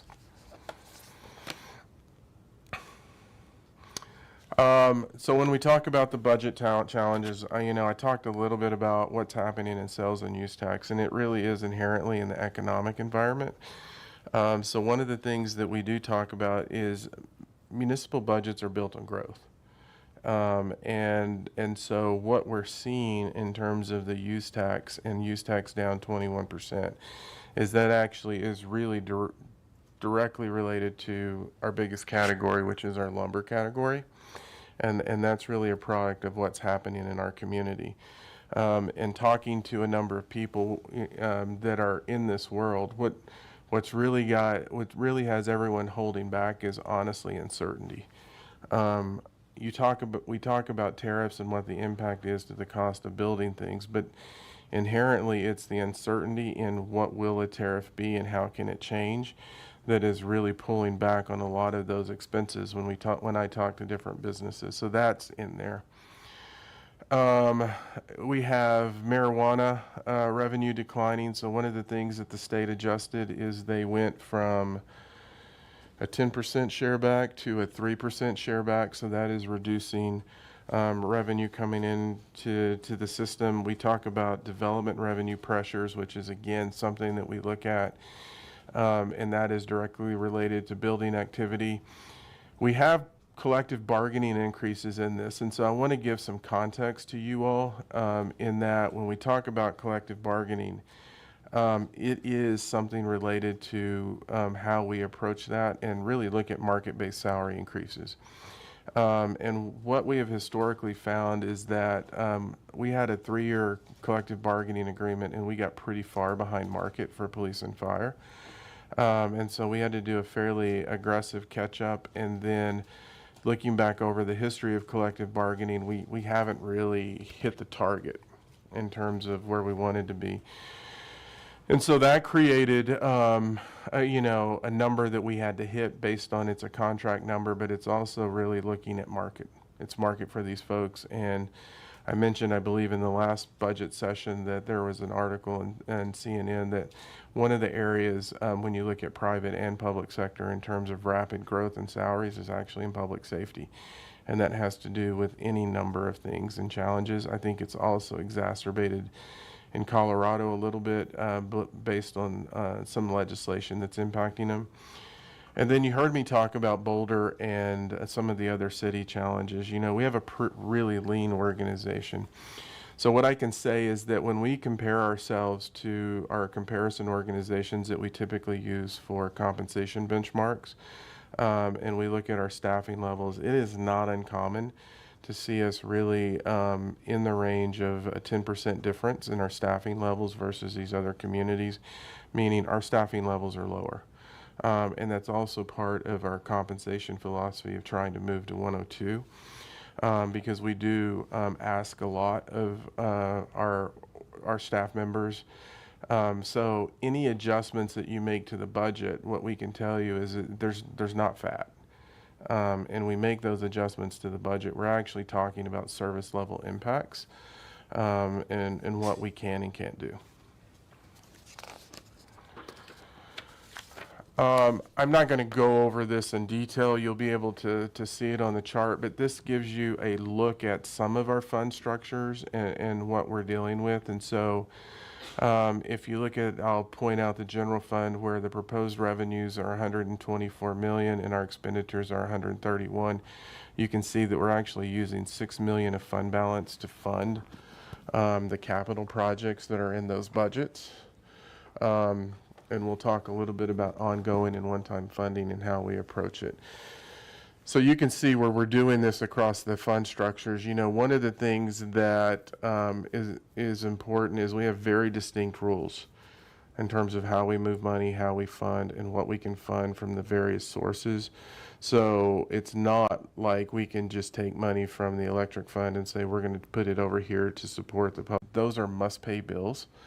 And existing contracts where we have inflation-driven increases, we have typical inflationary pressures. You know, one of the things that we talk about when we really look at inflation is you're probably used to seeing people talk about inflation in terms of the consumer price index, which does impact our expenses. The other thing that impacts our expenses is that we also have to deal with the producer price index. And so depending on what we're looking at within our organization, both of those indexes and the inflation rates actually impact us in what we're doing. When we look at level 2 expenses, those are requested items to enhance existing services or provide new services. And so we talk about new positions, expanded hours, expanded levels of service within departments, you know, doing more on maintenance contracts. We also have something that also occurs. So if we do benchmark adjustments, those actually fall into level 2. Those aren't considered level 1. And so what I will say, you can see this in the highlighted item, based on where we were from a revenue standpoint, we are unable to fund any level 2 general fund or public safety fund increases in this proposal. Based on what we're seeing specifically in the public safety fund sales and use tax. We have a handful of funds that are dependent solely on sales and use tax. We have the open space fund, the transportation fund, and the public safety fund that are what I really want to spend some time on. The transportation fund, we actually have a little bit more leeway in what we look at it because they have a lot of capital expenses in those accounts. And in the open space fund, it's similar. We don't have a lot of ongoing expenses.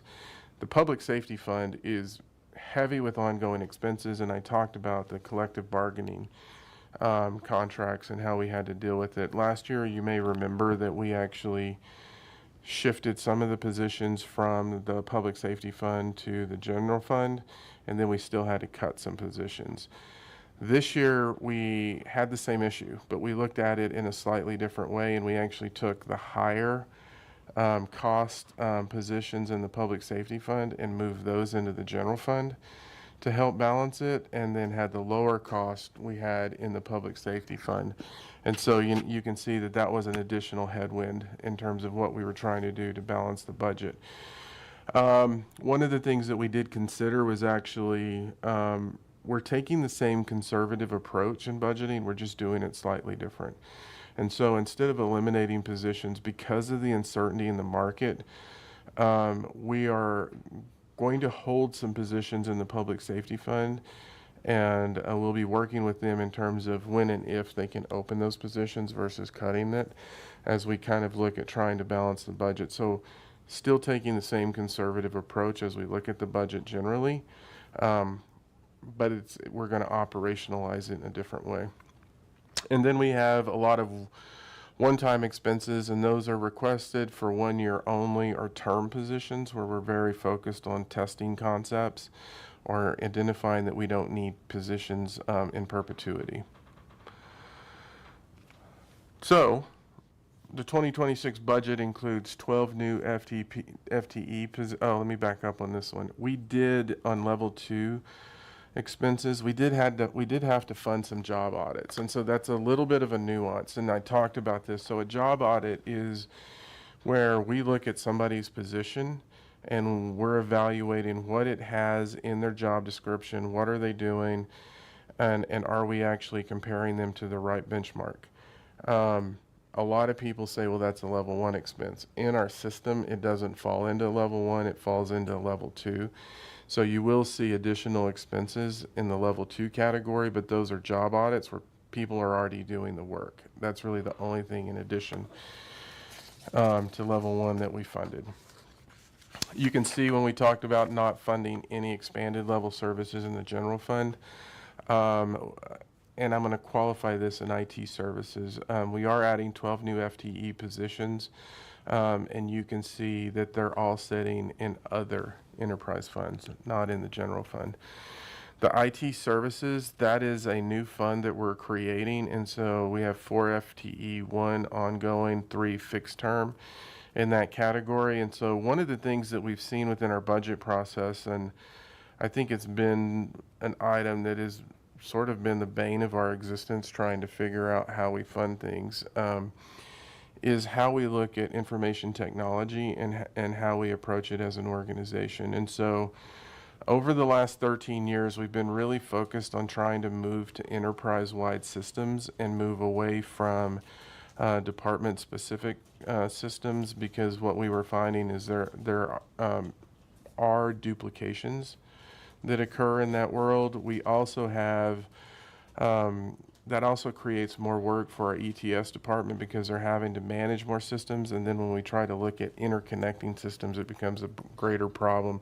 So we're losing some efficiency and effectiveness. So this year we're actually creating an IT information technology fund, where we're starting the process of pushing our information technology expenses into one account and then costing those out across the organization.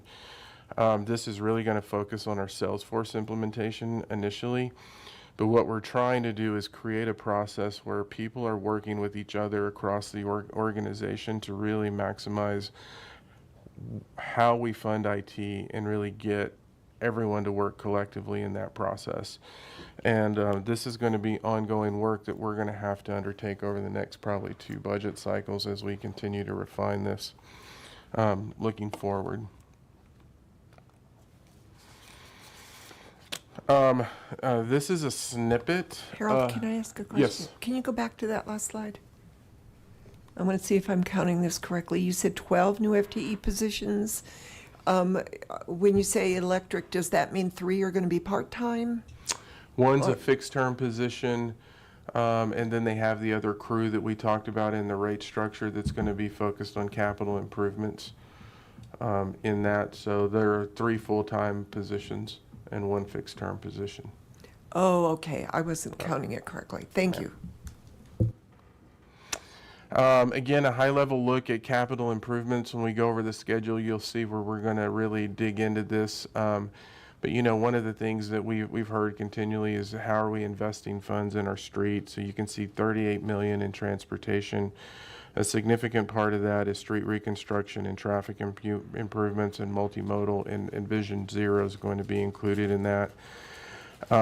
What you're going to see in all of these categories is really focus on rehab and maintenance in terms of what we have to take care of. Again, when we talk about core services, one of the things we have to focus on is not letting our infrastructure get out from under us. And so you're seeing a lot of rehab and rehabilitation in this process. The one thing I will point out is that you may know that the Downtown Development Authority purchased 600 Main Street, and they're working on a project in that location, so you can see $820,000 allocated for that.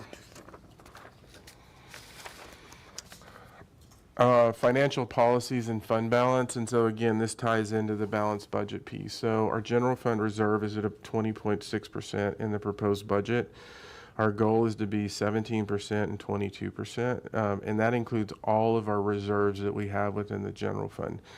I want to spend some time on that a little bit. One of the reasons that we've had some luxury compared to other cities and not having to pull the trigger on some of these issues related to sales and use taxes, because we did create a stabilization reserve, about 4 years ago, 4 or 5 years ago. We actually created the stabilization reserve for us to kind of weather these economic storms, because when you look at Tabor and you look at the Tabor Reserve and you look at emergency reserves, it's hard to utilize them. I think if you take your emergency reserve, you have to pay it back by the end of the year, which is a requirement that is kind of, you can't operationalize it. It's impossible to operationalize it. And so we created the stabilization reserve to give us some flexibility. You know, the one thing I will say when we look at all of our reserves, you know, we've gone through some fairly significant issues in the 13 years that I've been here. We've gone through a flood. We've gone through COVID. We've had some economic downturns. We've actually never really had to hit our reserves. This is actually the first time where we're projected to use it. And we're doing it to really balance the system, because I think in our minds, this is going to turn around. We just don't know when. And what you'll see in the budget is, while we're projecting to use some of the reserve in 25, we're actually rebuilding the reserve as part of our budget proposal. Once again, it is balanced. We do have enterprise fund cost recovery. Rates are aligned with our operational requirements. Again, capital replacement, really taking a systemic infrastructure renewal perspective on this. I am going to talk about compensation. So compensation is something that we're going to send an email out to staff tomorrow. This year it's a little bit different. So historically, we have been chasing market. Every year we're chasing market. This is the first year where we've actually seen ourselves catch market, and that's a good thing and that's a bad thing. So we have a number of our folks that are behind market, which we did have increases designed to catch those people up that are behind market. We have probably the largest number that I've seen of people that are ahead of market. And so you're asking, why is that happening? There has been a lot of market uncertainty in terms of what other cities were doing. And so for perspective, over the last 2 budget years, when we looked at what we thought was going to be the range movement, one year it was 6.25% and the other year it was 4%. And so we had over 10% range movement. We got it right on some positions, we got it wrong on some positions. I talked about the public safety department. We've gotten it wrong there too, and it's just the markets and how they're moving. So as we looked at this budget and we're trying to figure out how we approach it today, this is one of the areas where if some of these projects hit, we're probably going to talk to you all about needing to adjust this category, but we're not sure. What we're really hearing in terms of a market perspective is that a lot of cities right now are uncertain in terms of what they're going to do. And obviously that's because of the financial situation we're all in.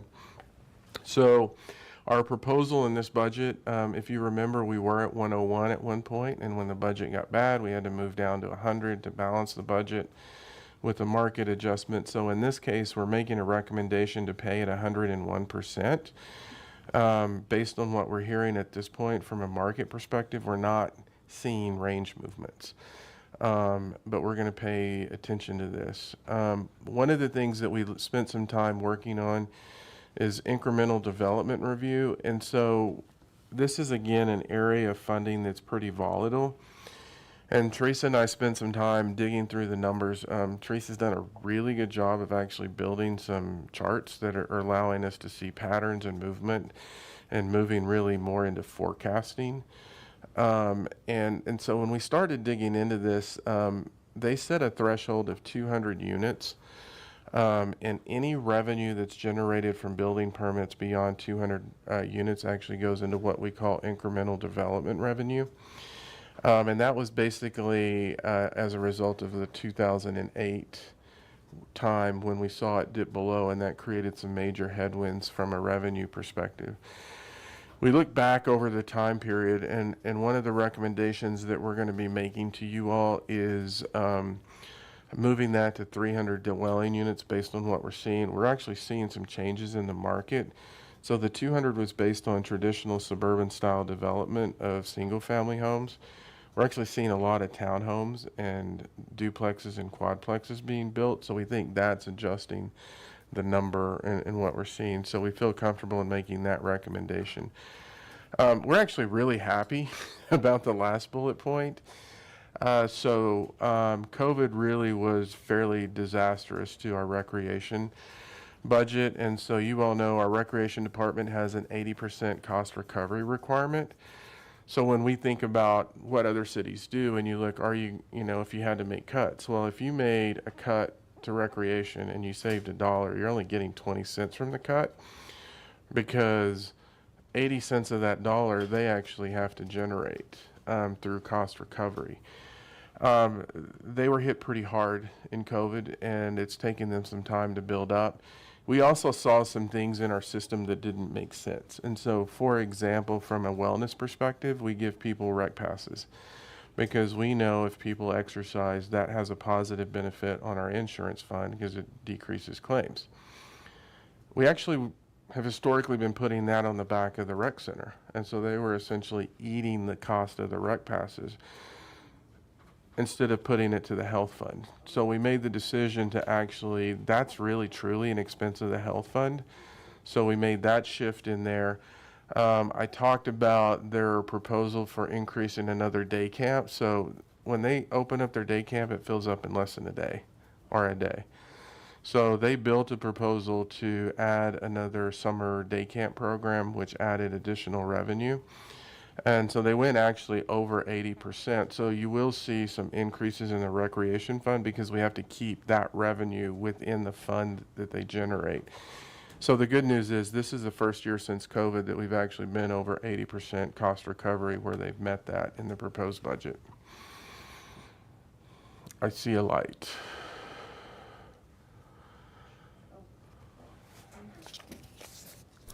Thank you, Mayor Peck. Harold, we've talked about this a little bit as just counsel with you in the past. I'm just curious if you can speak a little bit more to the value of paying at 100% or 101% of market for our staff compensation, and kind of how that relates to what we're also seeing across other cities and counties in the region. So there's a few things we were doing in terms of staff and compensation. Is when you're a lean organization, you really have to work to get the highest quality member of the organization, because you move fast and you're really digging in, and you need people that are highly efficient and effective and can produce high quality work. We're in competition with every city around us, and that is a big piece of the puzzle. We went through a time where people were recruiting from our organization left and right. We had a significant challenge with engineers at one point. I mean, we just see it routinely. I don't say this lightly, but I think if you look at the quality of work that they're producing, think about what we're seeing in our housing market, they're cherry picking people from our staff. And so paying at 101, ultimately at 102, having market adjustments, having exceptional pay is a critical piece of that concept. From like a retention and continuity standpoint. Retention. Yeah. And then you also have recruitment in that, because you also have natural attrition through retirements. And we've gone through a lot of that recently, and we're seeing this cycle of employees that started roughly at the same time. It's even more important when you're losing organizational knowledge, and you need people that can come in and pick it up very quickly. So there's a lot of pressures. It's not just compensation. It is also what we look at generally when we're talking about our overall total comp approach. And that includes our insurance benefits, flexible work environment, and those types of things, because those are still playing in. So we actually take a holistic look at comp and benefits in terms of retaining folks. Our most valuable asset is our people. If you look at the general fund, 75% of it's people. 75% of the work that we do in the general fund is done by people. They're our most important asset on a daily basis. And so we really are focusing in on that. It's also about culture. Culture is a big part of it. And so I don't want to diminish compensation. It's a big part of it. But you can't ignore all of these other things, because any one of those things, and we've all seen organizations where it doesn't take much for folks to start looking for other opportunities. So implementation timeline, obviously tonight we're giving you the summary. We're going to start moving through in September in our detailed budgets, public hearing, and budget implementation. This is really giving you a sense of what we're going to go through. So next week, we're really going to focus on the general fund and the public safety fund, because that gave us, that was most of our problems in this budget. Touch on employee compensation. And then we're going to spend some time on unfunded needs, because I think we all hear about things, we're not doing, things that we could do better. It's not lost on us. And in some of those answers, I'm not the person that always goes, we need more, because that's not necessarily always the answer. But I think we are seeing some challenges where we do need to really help in some of our staffing levels, just because it's so dependent on people. When we can, we're really looking at technology to help us improve this. So one adjustment that we made in this budget cycle, obviously last night at the minimum wage conversation, we heard about permitting and processes and how we're connecting. Correct. One of the things that we did find some money, and I think we may have taken some of my contingency for it, was actually to fund a program called Open Counter. And so Open Counter is really going to automate how we handle our fees for building services, so that we can give people more accurate fee estimates.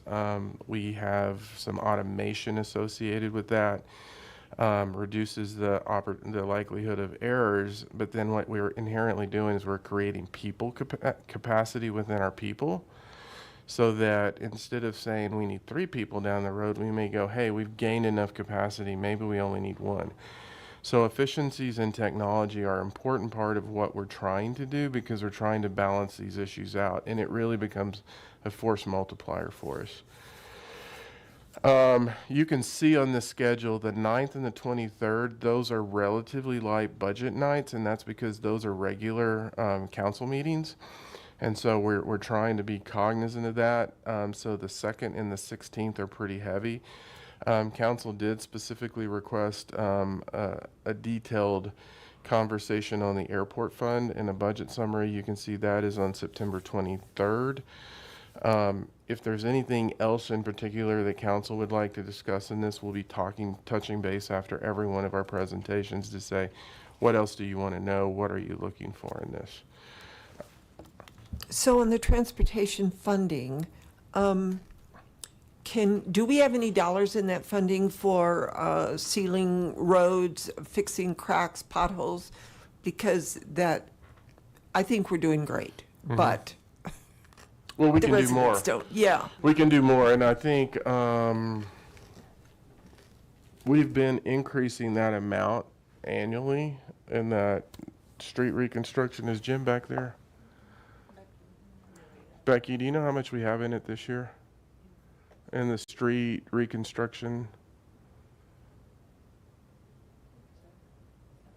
Oh, yeah. Sarah can look it up. I think we were closer to 10 million. Once again, inflation starts playing a role in this. And this is why we're increasing it, because when you look at it, when asphalt starts going up, when rock starts going up, concrete starts going up, in many cases that increase is actually increasing faster than the sales and use tax that's coming into that fund. And so that's where we're having to really balance those expenses. But yes, that is a major focus of ours. One of the things that I think is important in this is in all of these funds, and it's not lost on us, we did have to, as part of the 2013 flood, really hit these funds for the match to leverage the in excess of 130 million in federal funds, because they had match requirements and then we had recovery requirements. And so when I said we didn't have to touch fund balances, it's because we were working within the fund structure to leverage those dollars. But it did create a bit of a headwind, so now we're having to catch up. Do we need to put any more money into the RSVP, or is that fully funded? I think right now there's some grants that we're looking at through the state where we have our match built in. Okay. But that is something that, we're always going to have to look, because again, if you remember the reach that we're working on now at Isaac Walton, we had to come in and actually put more money in because the cost of the project went up. And so those are things that we're always managing real time based on the bids. Okay, and I don't know if this is part of the budget process or just a conversation, but again, at the minimum wage? What? Need to move that the meeting Oh. is extended past 11. Thank you. Second. Been moved by Councilor Rodriguez, seconded by Mayor Pro Tem Hidalgo, fearing that we move the meeting past 11 o'clock. All those in favor? Aye. All those opposed? It moved. It moved. So, what was I saying? RSVP, and then you went to something else. Oh, the minimum wage. The minimum wage, I was going to say, is there anything, and this may not be in the budget, that we can do for incentives for small businesses going forward? Is there any set-asides for that? Nothing. Okay. Now I know. So a couple of things that we did in this based on, so we maintained the funding that councils historically had for affordable and attainable housing. You remember we had to pull back on the ongoing funding last year, and so we still kept that in one-time funding. And so, that is something that we have to really work on council. Now, what I can say is, again, some of the projects that are right in front of us, there may be some opportunities. I just can't tell. Right now, I'm saying based on the numbers we have, this is a tight budget. The one thing I also wanted to say to you all is that when we look at expenses and headwinds, I have different presentations that I'm working off of. Unfunded community needs and community expectations is something that's continuing to come at us. And obviously we're seeing the revenue picture on this. The thing that's got us really concerned is unfunded state mandates. As we know, just like us, the state legislature is in special session, and you heard about it last night where they're making adjustments similar to the marijuana tax. We lost 7% in that, and that was all what the state was forwarding to local entities. And so we're going to be really mindful in terms of not only what the revenue cuts are that are coming from the state, but what unfunded mandates are we going to get. Think about, and this is a great program, so I'm not saying it, but when they increase the requirements on our victim advocate program, when they do that, we don't have a choice about whether or not we fund it. We have to fund it because that's a requirement, and so those creates additional, things like that create additional challenges. Typically in most states, when they start having budget issues, you start seeing the unfunded mandates moving down because they're trying to manage their budget as well. Yeah, thank you. Just a quick question here.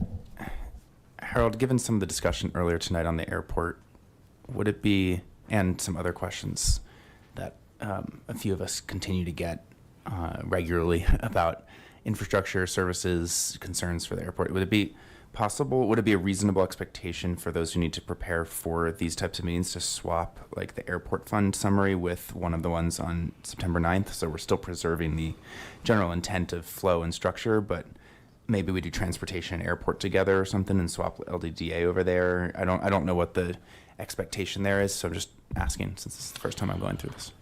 So one of the reasons that I kind of put the airport fund off on its own is because I was also anticipating that may change public invited to be heard in terms of the volume of people that we may have. And that's something for you all to consider. We can shift LDDA in the airport fund. I will tell you, one-time expenses and transportation will take a fair amount of time. But we could put airport, if it's council's desire, we could put airport fund and flip LDDA in that. Are you prepared to do that? There's a lot of work. Yeah, and I think at the end of the day, I mean, here's what I would say is whether it's on the 23rd or the 9th, I mean, the budget, it's all going to come together at the same point in October. True. So I was just trying to maximize time where we can spend the bulk of the time on the airport, and because we typically don't spend a lot of time on financial policies. But now we have the variance on the 23rd. 23rd. Well, and then you have the sit lies, so I may, yeah, I mean, let us talk about time. Okay, But we did load up the 23rd tonight, we did. so.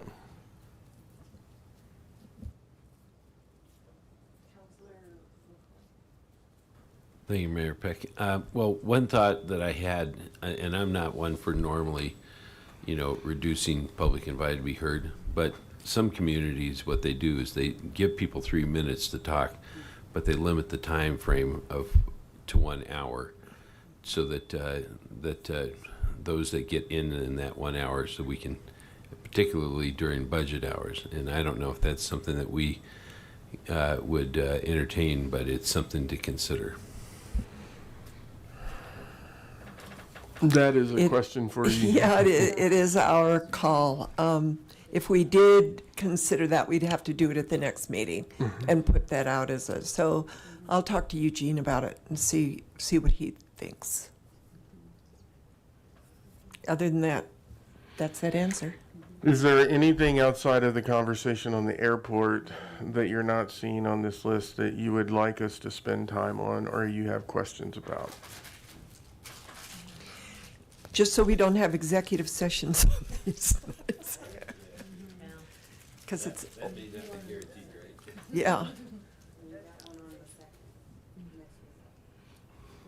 You do, you have the judge's evaluation on the 2nd. Okay. Counselor Christ. Thank you, Mayor.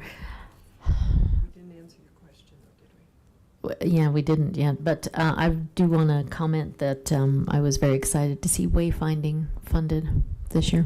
Mm-hmm.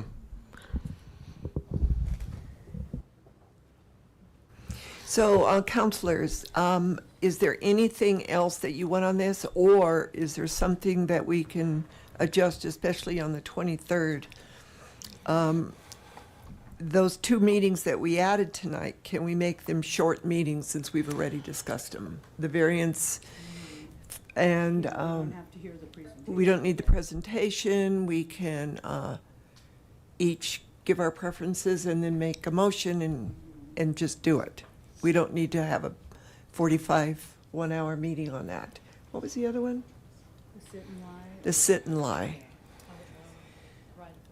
Yeah, the right-of-way conversations. So think about it, and we can move that through pretty fast.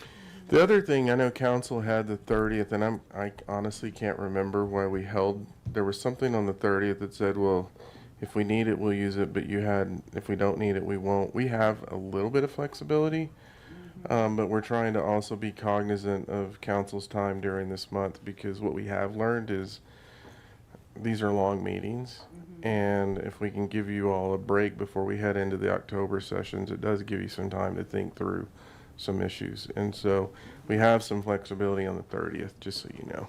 Which one of these dates is going to be the Lura meeting on September? Do you know? I don't think it's not a council meeting date. It's like on a Monday or something. Oh, okay.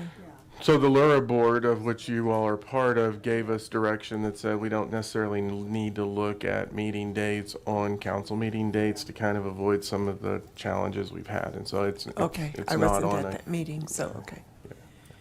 All right, Is there anything in particular? last chance. All right, so think about it. When we come in and we present on next week, we'll ask you the same question. Okay. Thank you Thank you. very much. I need a motion. Oh, well, no, Mayor. Oh, last call, public invited to be heard. I don't see anything. Not seeing anyone, I will close a final call, public invited to be heard, and ask for city manager comments? Okay. Mayor, council comments? Really? I got three things. First, just wanted to thank our staff for sticking around tonight and for the other late nights that it's been recently, including the LPC staff who stuck around and I think are now gone, but who stuck around for the proposal or the scenario discussion that we moved through extremely quickly. So thank you. Also wanted to thank Sandy for facilitating and planning the fishbowl on the minimum wage last night. I think we all kind of left in a bunch, but if the public is watching and didn't watch or didn't attend last night and was curious, that was recorded and will be up if it isn't already. And it was a really thoughtful discussion on the minimum wage. I know I learned something last night, and hopefully others did too. And then lastly, I just want to make a brief comment on the variance discussion that we had without talking about the substance there. Just from a process standpoint, I intentionally waited, council members, to propose my amendment until I'd heard from all council members who wanted to speak, because I thought that was kind of generally the process. So I was a little confused when two of us spoke up and opposed the variance altogether. I didn't get that sense from people. So, I mean, that would have been really helpful to know sooner, because I was trying to consider what condition was going to be the most productive to offer. And that informed my line of questioning too. So just sharing, because I was trying to meet the spirit of both the concerns of what I had heard and what I have heard from others with a pragmatic solution that allowed us to also advance support of senior housing, which is something that I think I've heard from this council unanimously repeatedly state that we need more of. So I was trying to follow the process that we've been shaping this year, at least from the part that I've been a part of. And so apologies if I did something that wasn't as productive, and I'd welcome suggestions as to how we can move that forward productively in the future. Let's talk. Can I have a motion to adjourn? What? So moved. City attorney, do you have any remarks? I actually do have a remark. You do, okay. I will defer to the city manager. No remarks. Okay. What I did want to say is it was a bit of fortuitous that the business leader conversation had us push the ordinance in question that we talked about tonight, because literally yesterday we were informed of some changes from CDOT that is also potentially changing the conversation. Yes. And so they're already taking a slightly different approach. We don't know enough about it. We're trying to learn. So that will be actually additional information we're going to be bringing forward that we literally found out about yesterday. So it is fortuitous that we did do that. Okay, great. We did something right. Can I have a motion to adjourn? All right. It's been moved by Councilor Popkins, seconded by Councilor Chris to adjourn. All those in favor? Aye. All those opposed? We are adjourned. Good night.